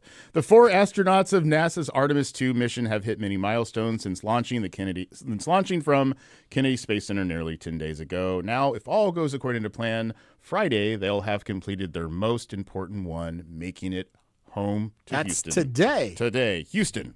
The crew's Orion space capsule is scheduled to enter the atmosphere at 7:53 p.m. Eastern Time, just southeast of Hawaii. About 13 minutes later, it should splash down in the Pacific Ocean off the coast of beautiful sunny San Diego. To make it there, the spacecraft will first have to punch through the Earth's atmosphere at about just 25,000 miles per hour at 610 traffic and experience the temperatures of upwards of 5,000 degrees Fahrenheit. Joining us now to explain more is HPM reporter Michael Adkison. If you have any comments or questions, call 713-440-8870. Hello, Michael. How are you doing? Hey, guys. Good afternoon. How are you guys? Okay, so is there as much excitement about them coming back as there was about them leaving? Well, I'll say excitement is maybe not the best word. There's a little bit more, anxiety, shall we say? That, launches... exactly, emotion. So launches, there's a little bit less of a concern. This is probably the most difficult part of the mission, and there's not going to be as much attention on it. But breaking through the Earth's atmosphere is a little bit easier said than done. That being said, NASA officials have said that they're pretty confident that this is going to go as they plan. They have what they've said. It's impossible to get rid of, the irrational fears, but the rational fears, they say they have none, that they are confident that this is going to go well. Well, I have got to say, the reason that I really wanted to have you here with us today is that yesterday I started seeing much more attention on this than I have before, which is about the heat shields. And there is a slight concern about the heat shield and that there had been some issues in earlier missions where it kind of got divoted and maybe didn't perform up to the level they wanted. So the fear inside the capsule is raising heat temperatures. What do we know? What's fact? What's fiction in this story? So I will caveat this whole conversation by saying that NASA at this point says that they are confident in their heat shield. They're confident in the thermal protection system that's going to be on the Orion spacecraft and protecting the astronauts as they come back home. So that being said, there is a level of risk to all of this. It's quite obvious, 3,000 degrees Fahrenheit is a lot. That's very hot. And that's, a nature of the beast as you re-enter the Earth's atmosphere, that all that friction that comes from re-entering the atmosphere is going to build up. And, this spacecraft has to be built to withstand temperatures anywhere from 3,000 to 5,000 degrees Fahrenheit. So the way that these spacecrafts are built is they have a heat shield. It's a mix of different materials and substances that is basically going to make it to where no matter how hot it is on the outside of the spacecraft, it's not going to get hot inside the spacecraft. And that's, again, what NASA believes is going to happen today, that they say that regardless of what happens, regardless of reentry into the atmosphere, even if there is a problem, those 4 astronauts are still going to be safe and they're not going to feel anything other than, 75 degrees Fahrenheit, roughly.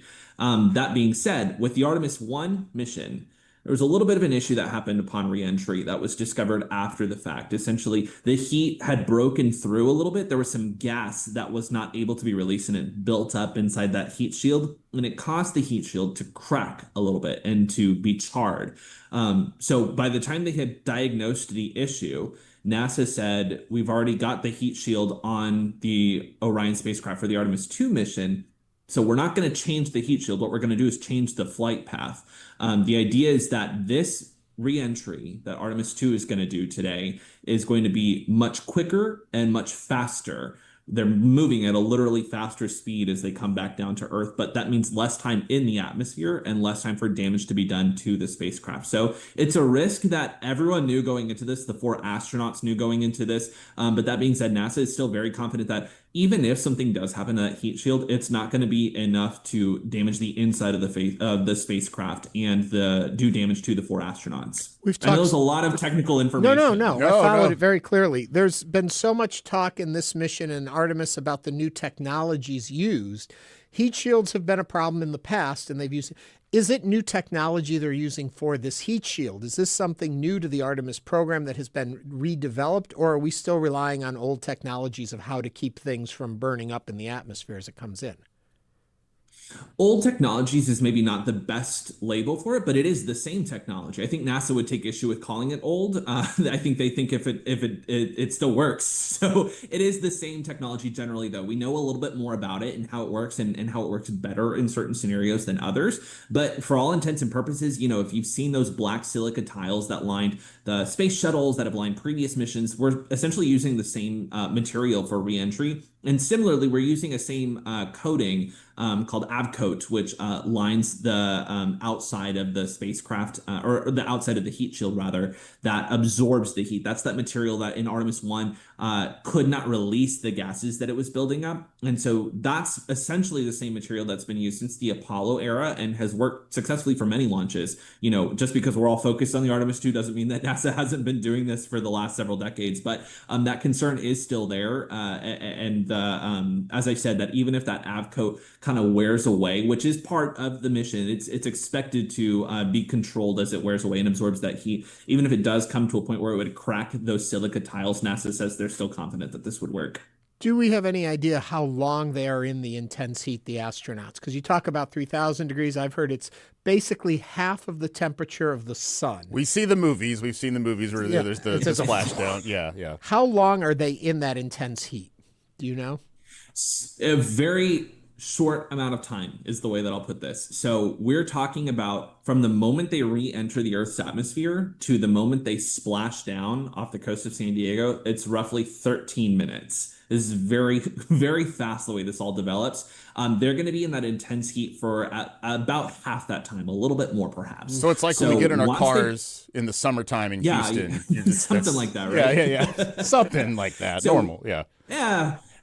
So once they break through that atmosphere, that's going to happen at about 6:53 p.m. Central Time. Once they break through that atmosphere, it's pretty quickly going to get very hot. So hot, in fact, that there's going to be plasma that builds up on the outside of the spacecraft. And that plasma is going to build up so much so that we actually can't communicate with the spacecraft here at Houston's Johnson Space Center. I mean, as you mentioned, we've seen this in the movies before with Apollo 13. There was that, very tense moment where they can't hear from the astronauts and they're hoping that they're making it down okay. That's going to last for about 6 minutes in the Artemis II mission, where there is no communication between the spacecraft and ground control, or rather mission control. And so once that comes through after, that'd be roughly 6:59 p.m. or so, that plasma is going to, no longer be on the spacecraft, or at least be an issue for communications. And then the parachutes start deploying, and hopefully they will splash down safely. And they're home and they're getting Tex-Mex before you know it.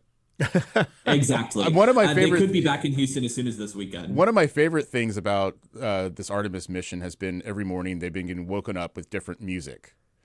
And I think absolutely. This morning was Charlie Crockett, is like one of my favorite guys. And it was like they were talking about how they like woke up to a Charlie Crockett song, I think, today. And like that was like warmed my heart that there's music lovers at NASA. They're just like us. It was really cool. They love to wake up to Chapel Roan, just like all of us. Yeah, just like all of us. That's been one of my favorite moments is when on Saturday, I believe it was, that they played Pink Pony Club. Yeah. And whoever it was down in NASA, I guess, didn't know the song and didn't know that we all were waiting for the chorus. And so they cut out the chorus. It's the government. So right before it's the whole, God, what have you done? Yeah. You hear silence, and then you hear Commander Reed Wiseman say, "We were all kind of waiting for the chorus." They were going to have like a party in there. It's the morning. You're supposed to wake up. And you can hear Mission Control. They're all laughing in the background as he said that. You can just picture these 4 astronauts were just so excited to belt out some Chapel Roan. We need to get some fish heads up there that like they'll listen to Fish on the way back down. Sorry, I had to throw that in there. There you go. But okay, it's been fun watching that though. For us, it feels almost as though you've been part of the mission because you've been following it so closely for us. Where are you going to be when it comes down? Yeah, absolutely. Where are you going to be when it comes down? Where are you going to be when it comes down? I will be right there at the Johnson Space Center watching along. So I'm, similar to launch, I'm going to be pretty far away from where all this is going down, but it's going to be in the middle of the ocean. So much so that NASA yesterday in their press conference said it's pretty far out from San Diego to where we're not really concerned of people entering that area, on their boats or what have you. So I'll be here at the Johnson Space Center watching along. They're going to be playing it in their big Teague auditorium. And then later on this evening at about 9:30 tonight, NASA is planning to do a press conference to kind of break down, how the splashdown went, any concerns that they saw, and really the big question on everyone's mind: what's next for space exploration? Which naturally would be the Artemis III mission. Do they have quarantine still? Is it like, do they have to get locked up for 2 weeks and? Not quite, not what they used to do in the past. Yeah. What they do have to go through medical evaluations, and there is like as soon as they get out of that spacecraft, are they nauseous? Do they have any problems? That sort of thing. It's pretty intense going through re-entry, and so making sure that they're okay. And if they need to go to a hospital, they'll go pretty quickly. But it's not going to be the high intensity quarantine that we've seen in the past. They will have to go through those medical evaluations, though, in the coming days. So much so, we had been talking, and it seems as though they may even have a press conference with the astronauts as soon as tomorrow.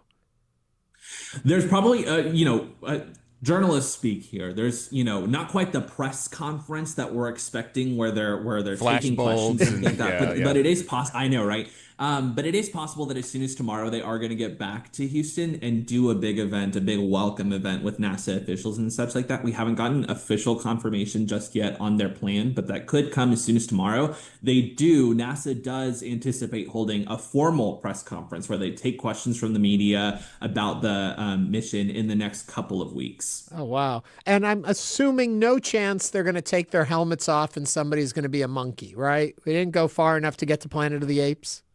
Right. No. Well, in fact, not to spoil it, but we were the Planet of the Apes the whole time. You'll recall that's the big twist at the end. Spoiler. So, all along. It's been 70 years. They've had time to watch. They go up to the Sam Houston statue in Huntsville. You blew it up. Yeah. Exactly. No, but no chance of one of them not being a human by the end of this. Yeah. Last thing, though, for you then, before we let you get back to your coverage and worrying and concern about all of this, are you going to miss this coverage when it comes to the end over the next couple days? Wow, I haven't had the question turned back to me, but I do think, what's been really wonderful watching this experience, if I can take my journalist cap off and put my human cap on, is I think leading up to the Artemis II mission, it was so interesting to see how few people knew that this was happening, that there wasn't as much attention on it, that there wasn't this excitement. And so there was almost this level of concern that when the mission happened, there wasn't going to be all this excitement. And it's been really, I don't use this word lightly. It's been magical to watch people's reactions to all of this as I've said this all along with coverage of this mission and coverage of space in general, is you get to see people be like kids again. They get to be excited about space and astronauts and exploration. And there's just such a childlike wonder about this. And so it's been really nice to see, as I'm talking with parents about how they want to teach their kids about this, and talking about, people who are going to be the so-called Artemis generation studying space exploration in the wake of this mission, and see their excitement about this. It's been really wonderful to see, and I will miss that. Wow. Well, thank you. That was beautifully put and so true. I started out as a bit of not a skeptic of space coverage. I was like, yeah, space coverage. I know it from the past, whoopee. You're covering this story, the way it has been playing out, has really gotten me very excited about it. And I am on board with you, and I am going to be in front of my TV tonight watching them come back. And when there's a press conference, I will be glued to the TV too. And I know you will be, and sharing all the stories with us. Michael, thank you so much for your coverage. Thanks, y'all. Happy as always. Thank you. Michael Adkison has been following our space program very closely for Houston Public Media and out there with Artemis II, and will continue to do it in the weeks that come as we find out all we've learned from this wonderful experience out in space. Right now, we're going to take a break, and when we continue, we're going to find out about the Garden Oaks Theater, and we still want to hear from you. Your thoughts, comments, what do you have planned for the weekend? Let us know, 713-440-8870.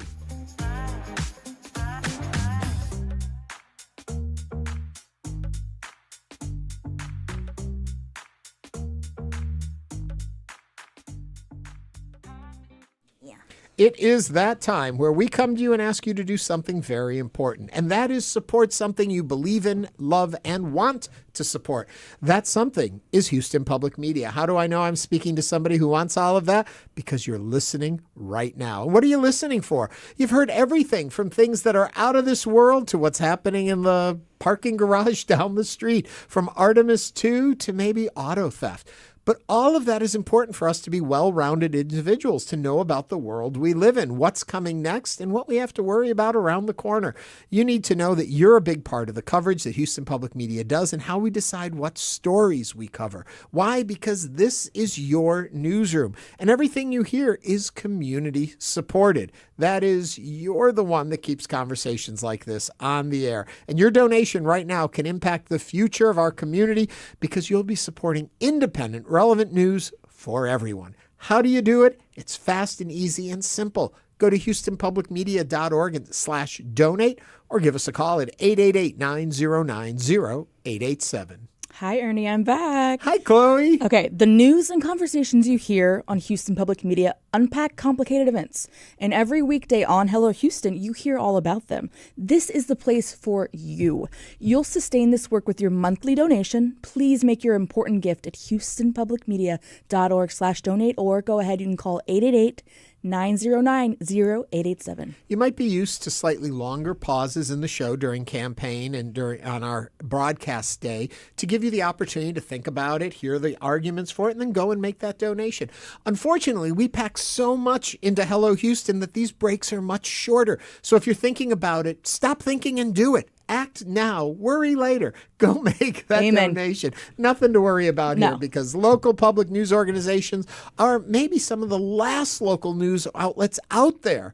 And in many places, the only outlet they have. Your work right now in picking up that phone or going online to support what we do here is making an impact in our community. And every penny that comes this way, we make sure that it is used to support you, your community, and your family. Do it right now. It's crucial that we hear from you. It's crucial to the democracy and health of our economy. All you have to do is go to houstonpublicmedia.org/donate or just pick up the phone and give us a call at 888-909-0887. But we need to hear from you right now. Thank you so much. We really want to thank you so much for just being here and listening. Again, it's houstonpublicmedia.org/donate or 888-909-0887.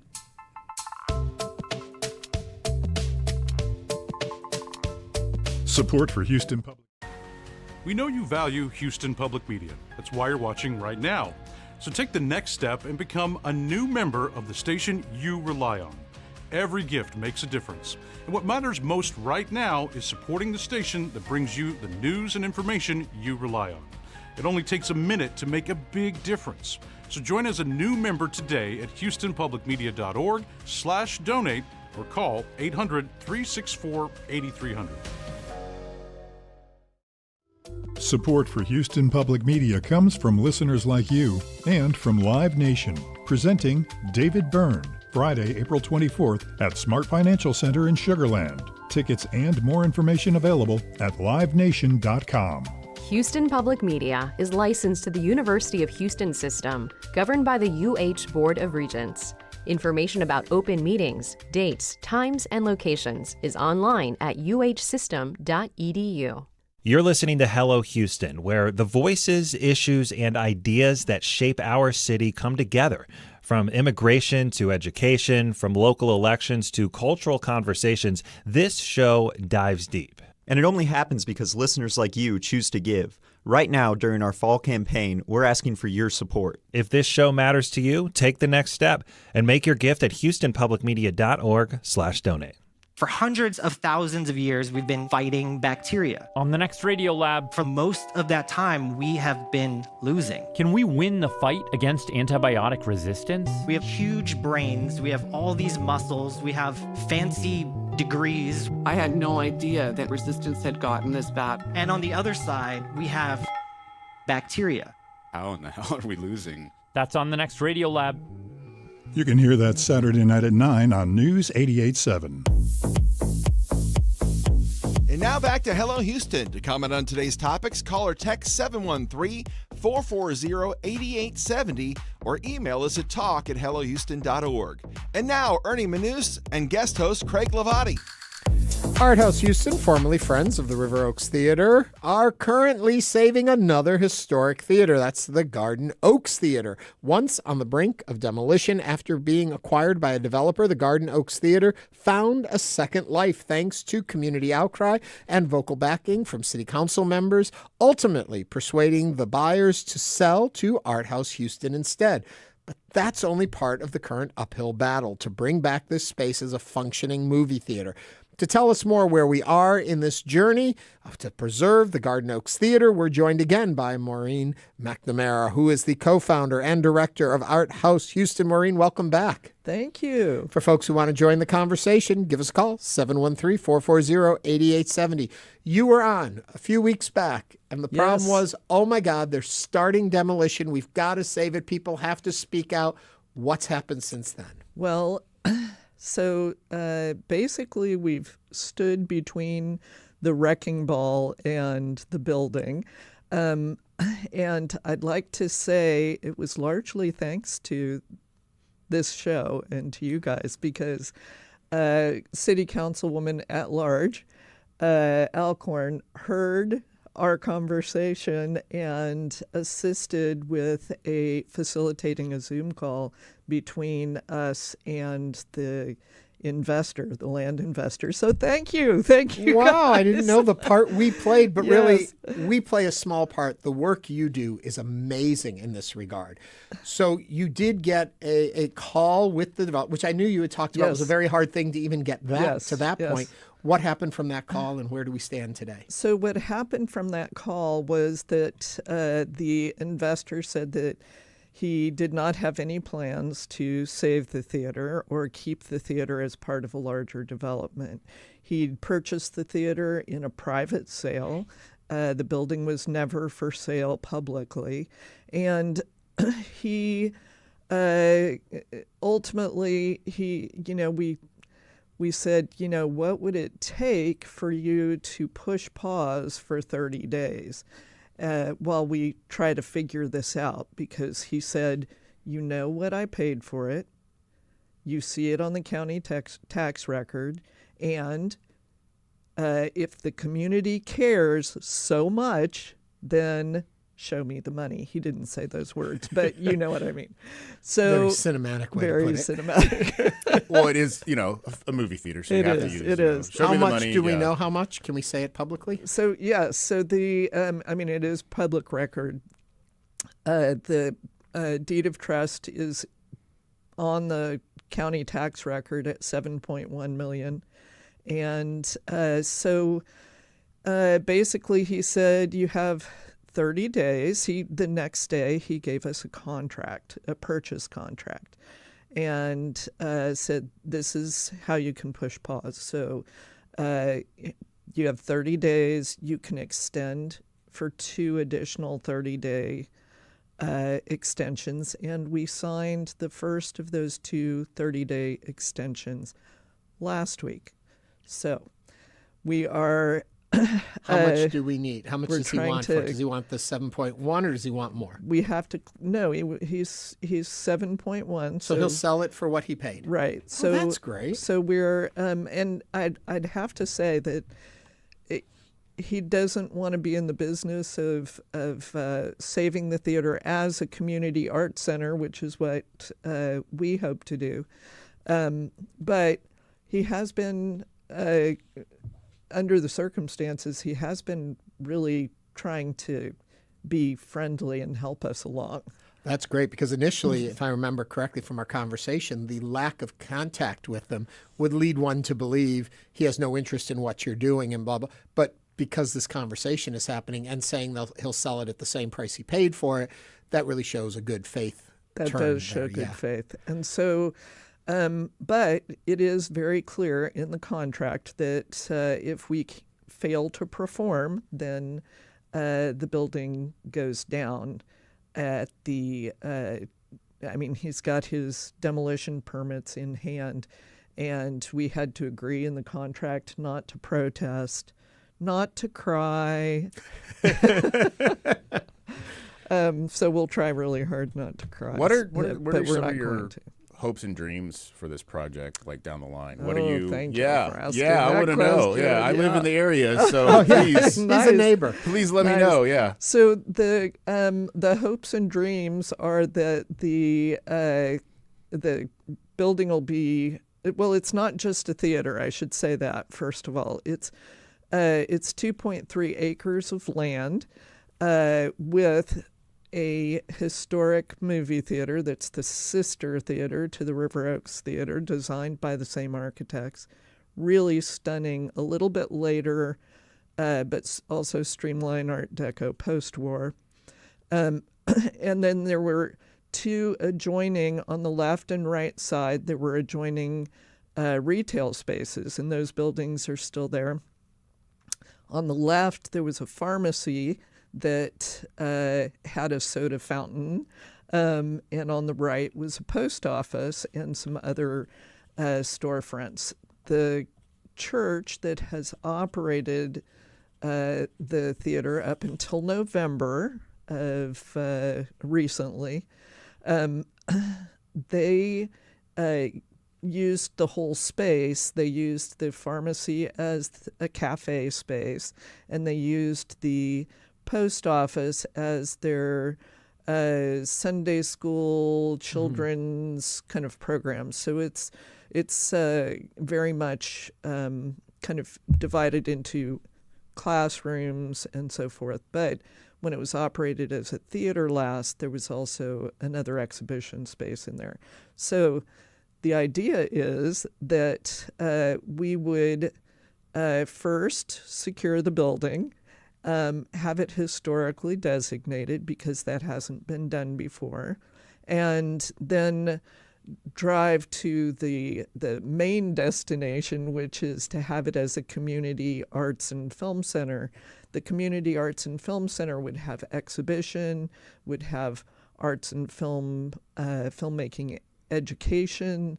Remember that film is education includes creative writing and acting and music, Monster scoring. makeup, It's like yeah. all of Yeah. it, right? It's all the fun stuff. Building out studios for sound design, podcasts, studio for editing bays, and really doing stuff from with the education and learning center, doing stuff from early childhood all the way through life, because we can stage things out in different groups. Young kids like to do stop motion animation. Teens, there are some teens that have been through the swamp filmmakers camps that have been going on for 40 years or whatever, like huge amount of time, that have gone on and really been part of major film productions and been filmmakers. So I think that, and also we're talking with Houston area producers, because they're working with people who are trying to really build up the film industry in Houston now that there are the tax incentives and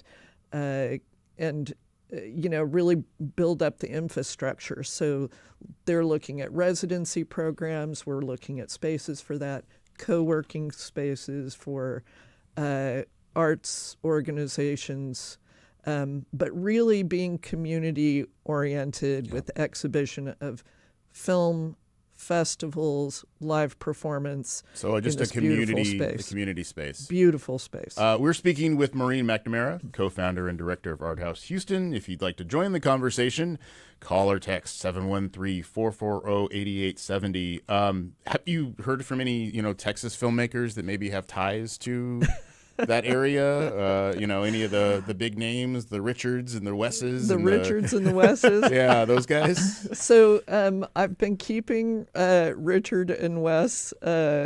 Old friends. Yeah, my pals. Yeah. Up to date with everything that's been going on.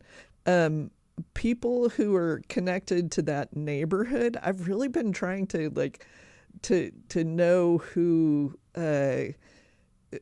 like touch base with who grew up in the neighborhood because and going to the theater. So I heard Patrick Swayze did, but he won't be much help to us now. But Oak Forest legend. Yep. Let me ask this, though, a question just to help put it in people's minds. So we've been talking, or we talked earlier about the $7.1 million to purchase. Right. But then there's renovation. A lot has been taken out of the theater, and you need to restore it all. Yep. Overall, what are we looking to do, and what are you asking for the community's help in? So, so that's a kind of multiple step situation you're talking about, right? First, we secure the building for the $7.1 million. To get there, we really need to get some angels involved, and those angels could come together and be, like with any arts organization, could be our top tier donors. There could be naming rights for a cool $5 million, I can get a naming rights. You could to the main auditorium, or you could be the person who is a guarantor and could have naming rights for the entire center. So wow, the Manouse House. The Manouse what? The Manouse House. The Manouse House.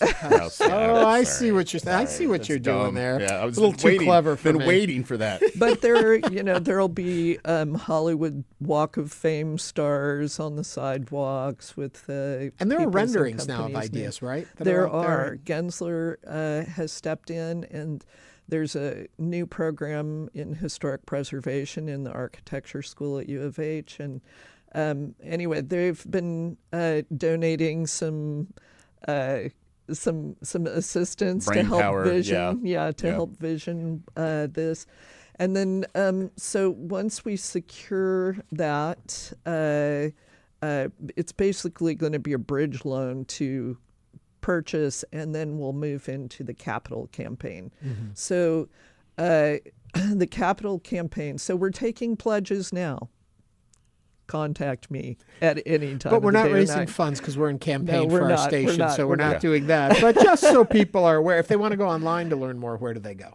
They would go to Arthouse, HTX.org, and I'm available through Maureen M. at.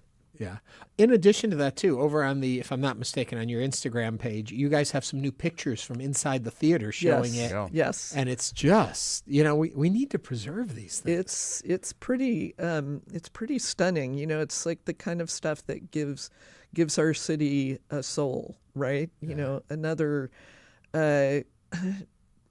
closer Target store is going to be great, but I think that that's not the thing you go to a city and say, wow, what a cool, wonderful place I live in because I can go to Target. You can do that anywhere. I definitely think for that neighborhood, too, there is room for like an art house theater, too. Right. So there's a little bit of a cultural... It's just one screen, right? Desert. Well, there is a second space that was used for exhibition, and we're looking at a possibility of having 2 other micro cinemas. Got it. So that the larger auditorium can be used for live performance stuff, music, film as well, festivals, all of the. Well, you all saved the the River Oaks. They had no idea what they were doing. They crossed you again with another theater. We sure helped, but we need help with this one too. Let's hope the same success with the Garden Oaks. Thank you, Maureen, for coming in and sharing with us. Thanks for having me. Good luck. Appreciate it. Maureen McNamara is the co-founder and director of Arthouse Houston, and you can find out more by going to their website, arthousehtx.org. Thank you again. Coming up, last-minute plans. Get them into us. We want to share them with our community. And as you heard, we have a lot of power on the show. We kind of helped save a theater. So now if you want people to come to your event, let us know what it is. We'll be right back. Right.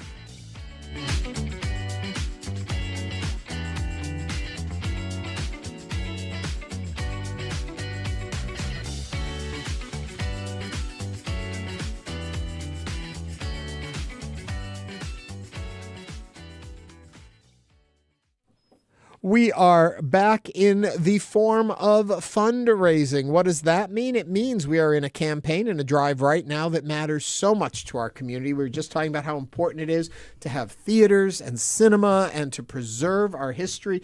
You know what you preserve here at Houston Public Media? You preserve all of that. You preserve access to ideas and to dramas and to comedy and to thoughtfulness and to knowledge. And you preserve an institution that has been in this community for tens of years. Yeah. I want to say 70. Are we coming up on our 70th anniversary? Where are we at? We're getting close to that. Yeah. If we haven't passed it already.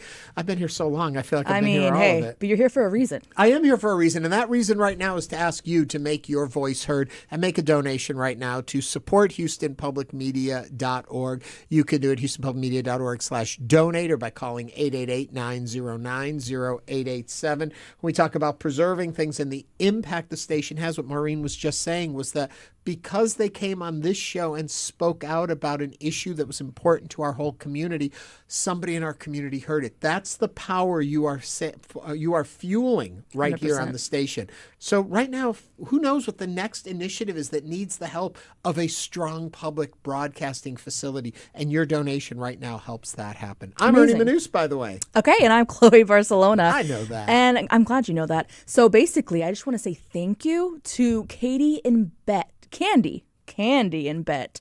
They have donated this hour, and we just want to thank you both so much. You are making a difference, and we really appreciate it, and we want to encourage you to make a difference at HoustonPublicMedia.org/donate or call 888-909-0887. The importance of what we do is access to information at the end of the day. And that can come in a variety of ways. It can be from story hours and comical quiz shows to in-depth reporting to having a reporter over at the Space Center as one of the biggest stories of our time plays out. We're there on the ground in the moment. Or even election night when we bring you live coverage as results are coming in. All this is information you need, but you want to hear it not filtered. You want to hear it real. You want to hear it in some ways raw. You want to hear the truth. And right now, your donation supports that. A gathering of different ideas, different opinions, that's fine. But you want to be based in fact, and we bring that to you. And your donation helps make that possible. 888-909-0887 or HoustonPublicMedia.org/donate. Beautiful. You know what? Please come through for us. We are here for you, and we just hope you return the favor. You know, Houston Public Media, we contribute to your life. Okay, so help us out. Just go to HoustonPublicMedia.org/donate, or you can call 888-909-0887. Support comes from Buffalo Bayou. It's not just your car. It's the one that brought your kids home from school, took you cross country, held memories, laughter, even a few breakdowns. When it's time to let go, give your car a new purpose. Donate it and turn memories into meaningful support for this station. Plus, you'll enjoy free and easy pickup, potential tax benefits, and a simple donation process. Your gift supports the programs you and your family love. Donate today and help keep public media strong. Call or donate online. Program to stream online at your leisure at HoustonPublicMedia.org. And reach out with questions or comments anytime. Email us at talk@HoustonMatters.org. Houston Public Media, in partnership with Texas Southern University, brings to you The Vibe, R&B, hip-hop, and neo-soul, music that resonates with all ages. The Vibe on 88.7 HD3 and on the Houston Public Media app. Why give to Houston Public Media? Because you're listening to Hello Houston right now, a show that gives you more than just headlines. It provides context, community, and connection. You hear from experts, local leaders, and everyday people. You get the complete picture, and that only happens with your support. This journalism is powered 100% by listeners. That means you make it possible. If this show matters to you, take the next step. Give now at HoustonPublicMedia.org/donate. And now back to Hello Houston. To comment on today's topics, call or text 713-440-8870 or email us at talk@hellohouston.org. And now, Ernie Manouse and guest host Craig Hlavaty. Well, it is Friday, the end of the week, and the end of our show. And you know what that means? You going to tell me, Craig? Last minute plans. There you go. Last minute plans. I bet you thought I was just going to ramble one right foot in. out the door already. Yeah, get back here. I'm already Sit down. staring at the door. We're going to be going through a list of, if you've got something you'd like for us to mention, to remind people, to let them know what is happening this weekend that you want on their radar, give us a call right now, 713-440-8870, or email us at talk@hellohouston.org. But one big thing that started last night, it's Houston's biggest free cultural event, and it's one of the most iconic traditions of our area. It is the Houston Art Car Parade and Festival, and it is going to be celebrating, or is currently celebrating, I should say, its 39th year. To tell us more about this year's event, we're joined once again by one of Houston's favorite sons, favorite children, favorite folks, Kam Franklin, lead singer of the Sufferers, who will be also favorite humans, who will also be serving as one of the 2 Grand Marshals for this year's parade. Kam, welcome back to the show. Thank you so much for having me. How are y'all? We are doing great. How excited are you about the Art Car Parade tomorrow? I am doing a lot better now that it looks like the weather is finally starting to chill out. So, yeah, I think it'll be sticky, but hopefully a great time like it always is. All right, first thing we got to know is, what will you be riding in? This is kind of like the Oscars, what are you wearing? And she's going to be wearing something, Kam, hi, it's Craig. You're going to be wearing something cool, I'm sure. So, yes. First, what are you riding in? Second, what are you wearing? I know, that's funny, right? Well, I've done a lot of press this week, and I already told 2 other stations that I wouldn't tell them what I'm riding in. So But since we're your favorite station, you know me. You know what? What? I like y'all a lot, but I will love y'all if y'all go ahead and take that leap and bring my boy Craig in permanently. That's my personal opinion. I gotta talk to. Maybe we'll do this. We'll do this again another time, and then I'll give Stuart you and Amy a about that, but... Hey, I'm just taking a leap and putting that suggestion out. Well, there. I heard a rumor that Craig actually has a daytime job, and we had to work hard and wild to get him in here just for That's not my today. business. That's not your business. Yeah, and I love everybody there. Yes. Well, so I guess you're not going to tell us what you're riding in, but No, it's a surprise, and I'm so excited to be a part of this. It's parade, the Artemis. this It's the Artemis. experience. She's riding the Artemis. she's coming back. Yeah. If you're watching on YouTube, she is in outer space right now. Yeah, in she's Oregon. coming back home. She's got to hurry up. She was on the. She's been on Artemis the entire time. Talk to me a little bit about what it is. your love of the expression of art cars.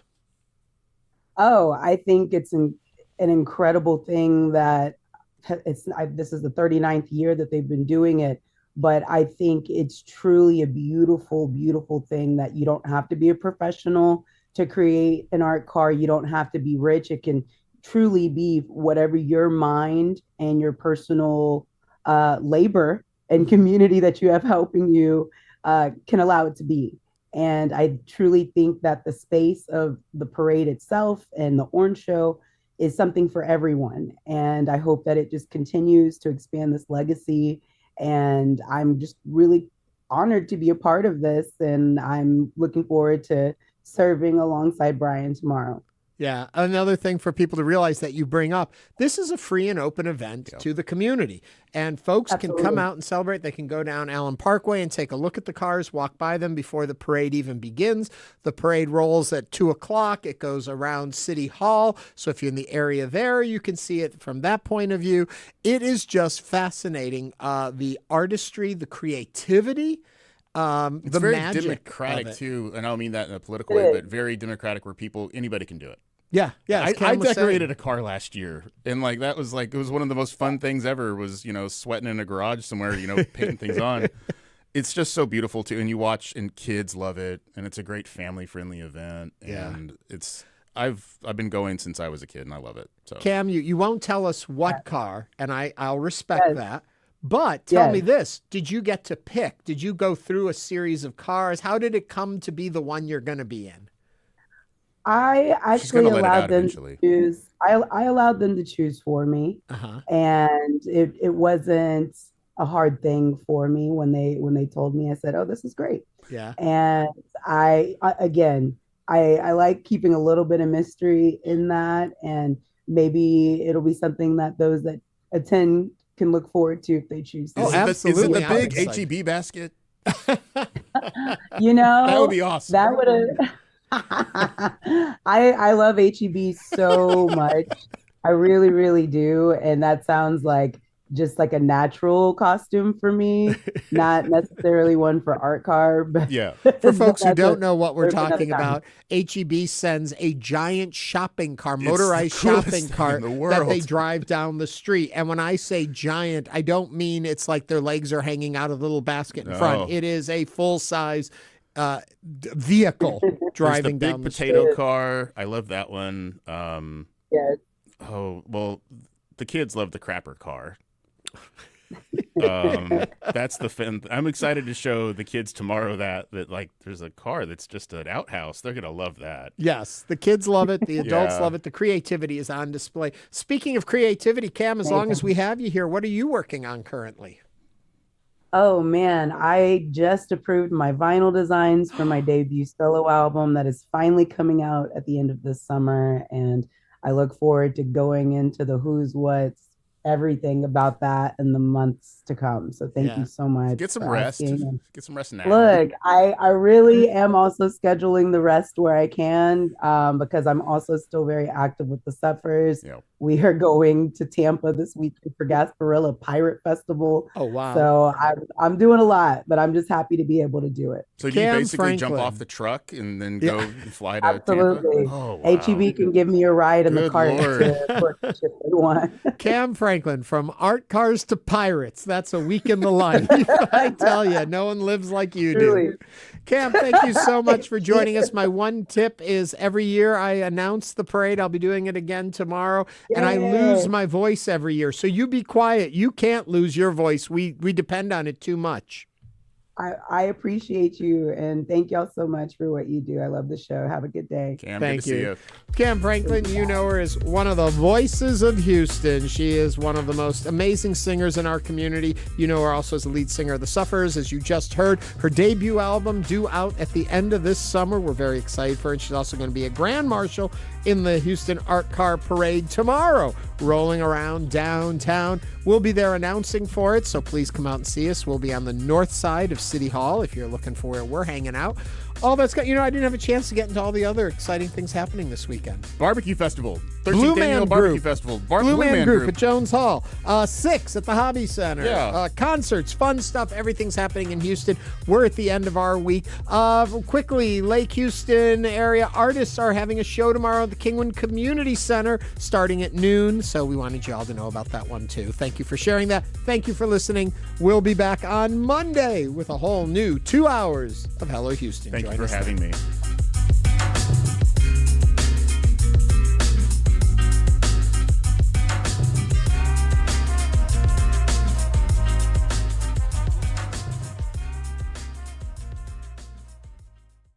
You know what? This week is too special to just let this show peter out that way. You know what? Right. Chloe's back here with me. Chloe, you're bringing very exciting news. I am. So, okay, for, let's see, 4 minutes only, we are doing a triple. You're going to bring it back for just like just 4 more for minutes? 4 minutes. To celebrate a great show today. It's Friday. We want to do something exciting, and we love you guys, and we hope that you share the love and give it, HoustonPublicMedia.org/donate or call 888-909-0887. There is a handful of very dedicated listeners over on YouTube. We call them the HuTubers. This is my challenge to all of you. Make that donation right now. Doesn't matter the amount, but the more the better. But it doesn't matter because if you do it in the next 3 minutes, it will be tripled. Every $1 becomes $3 to this organization. You don't have to do anything more than to give what your heart tells you to give, and we'll take care of the rest. Every time you listen to Houston Public Media, you hear something unexpected. You see an issue from a new perspective. You get to know the community in new ways. And right now, we're going to make money not make any sense because every dollar is really $3 right now. So make that donation. Call us at 888-909-0887 or go to HoustonPublicMedia.org/donate. Dollar bills, y'all. Okay, times 3. Basically, this is a huge treat. Okay, we have 3 minutes still. I think almost 2. So 3 times your gift. 3 times your gift right now at HoustonPublicMedia.org/donate. Or once again, you can call 888-909-0887. 2 minutes. 2 minutes to go, everybody. You make the gift, we'll do the rest. Remember, HoustonPublicMedia.org/donate or 888-909-0887.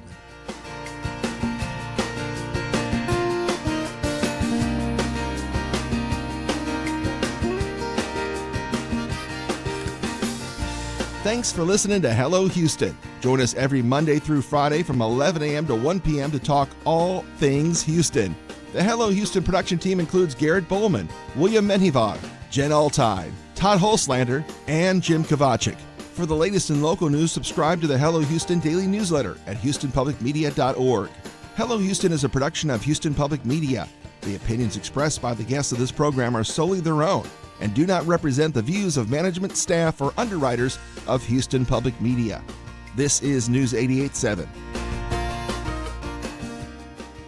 Ian McKellen is 86 years old and would seem to have achieved everything it's possible to achieve as an actor.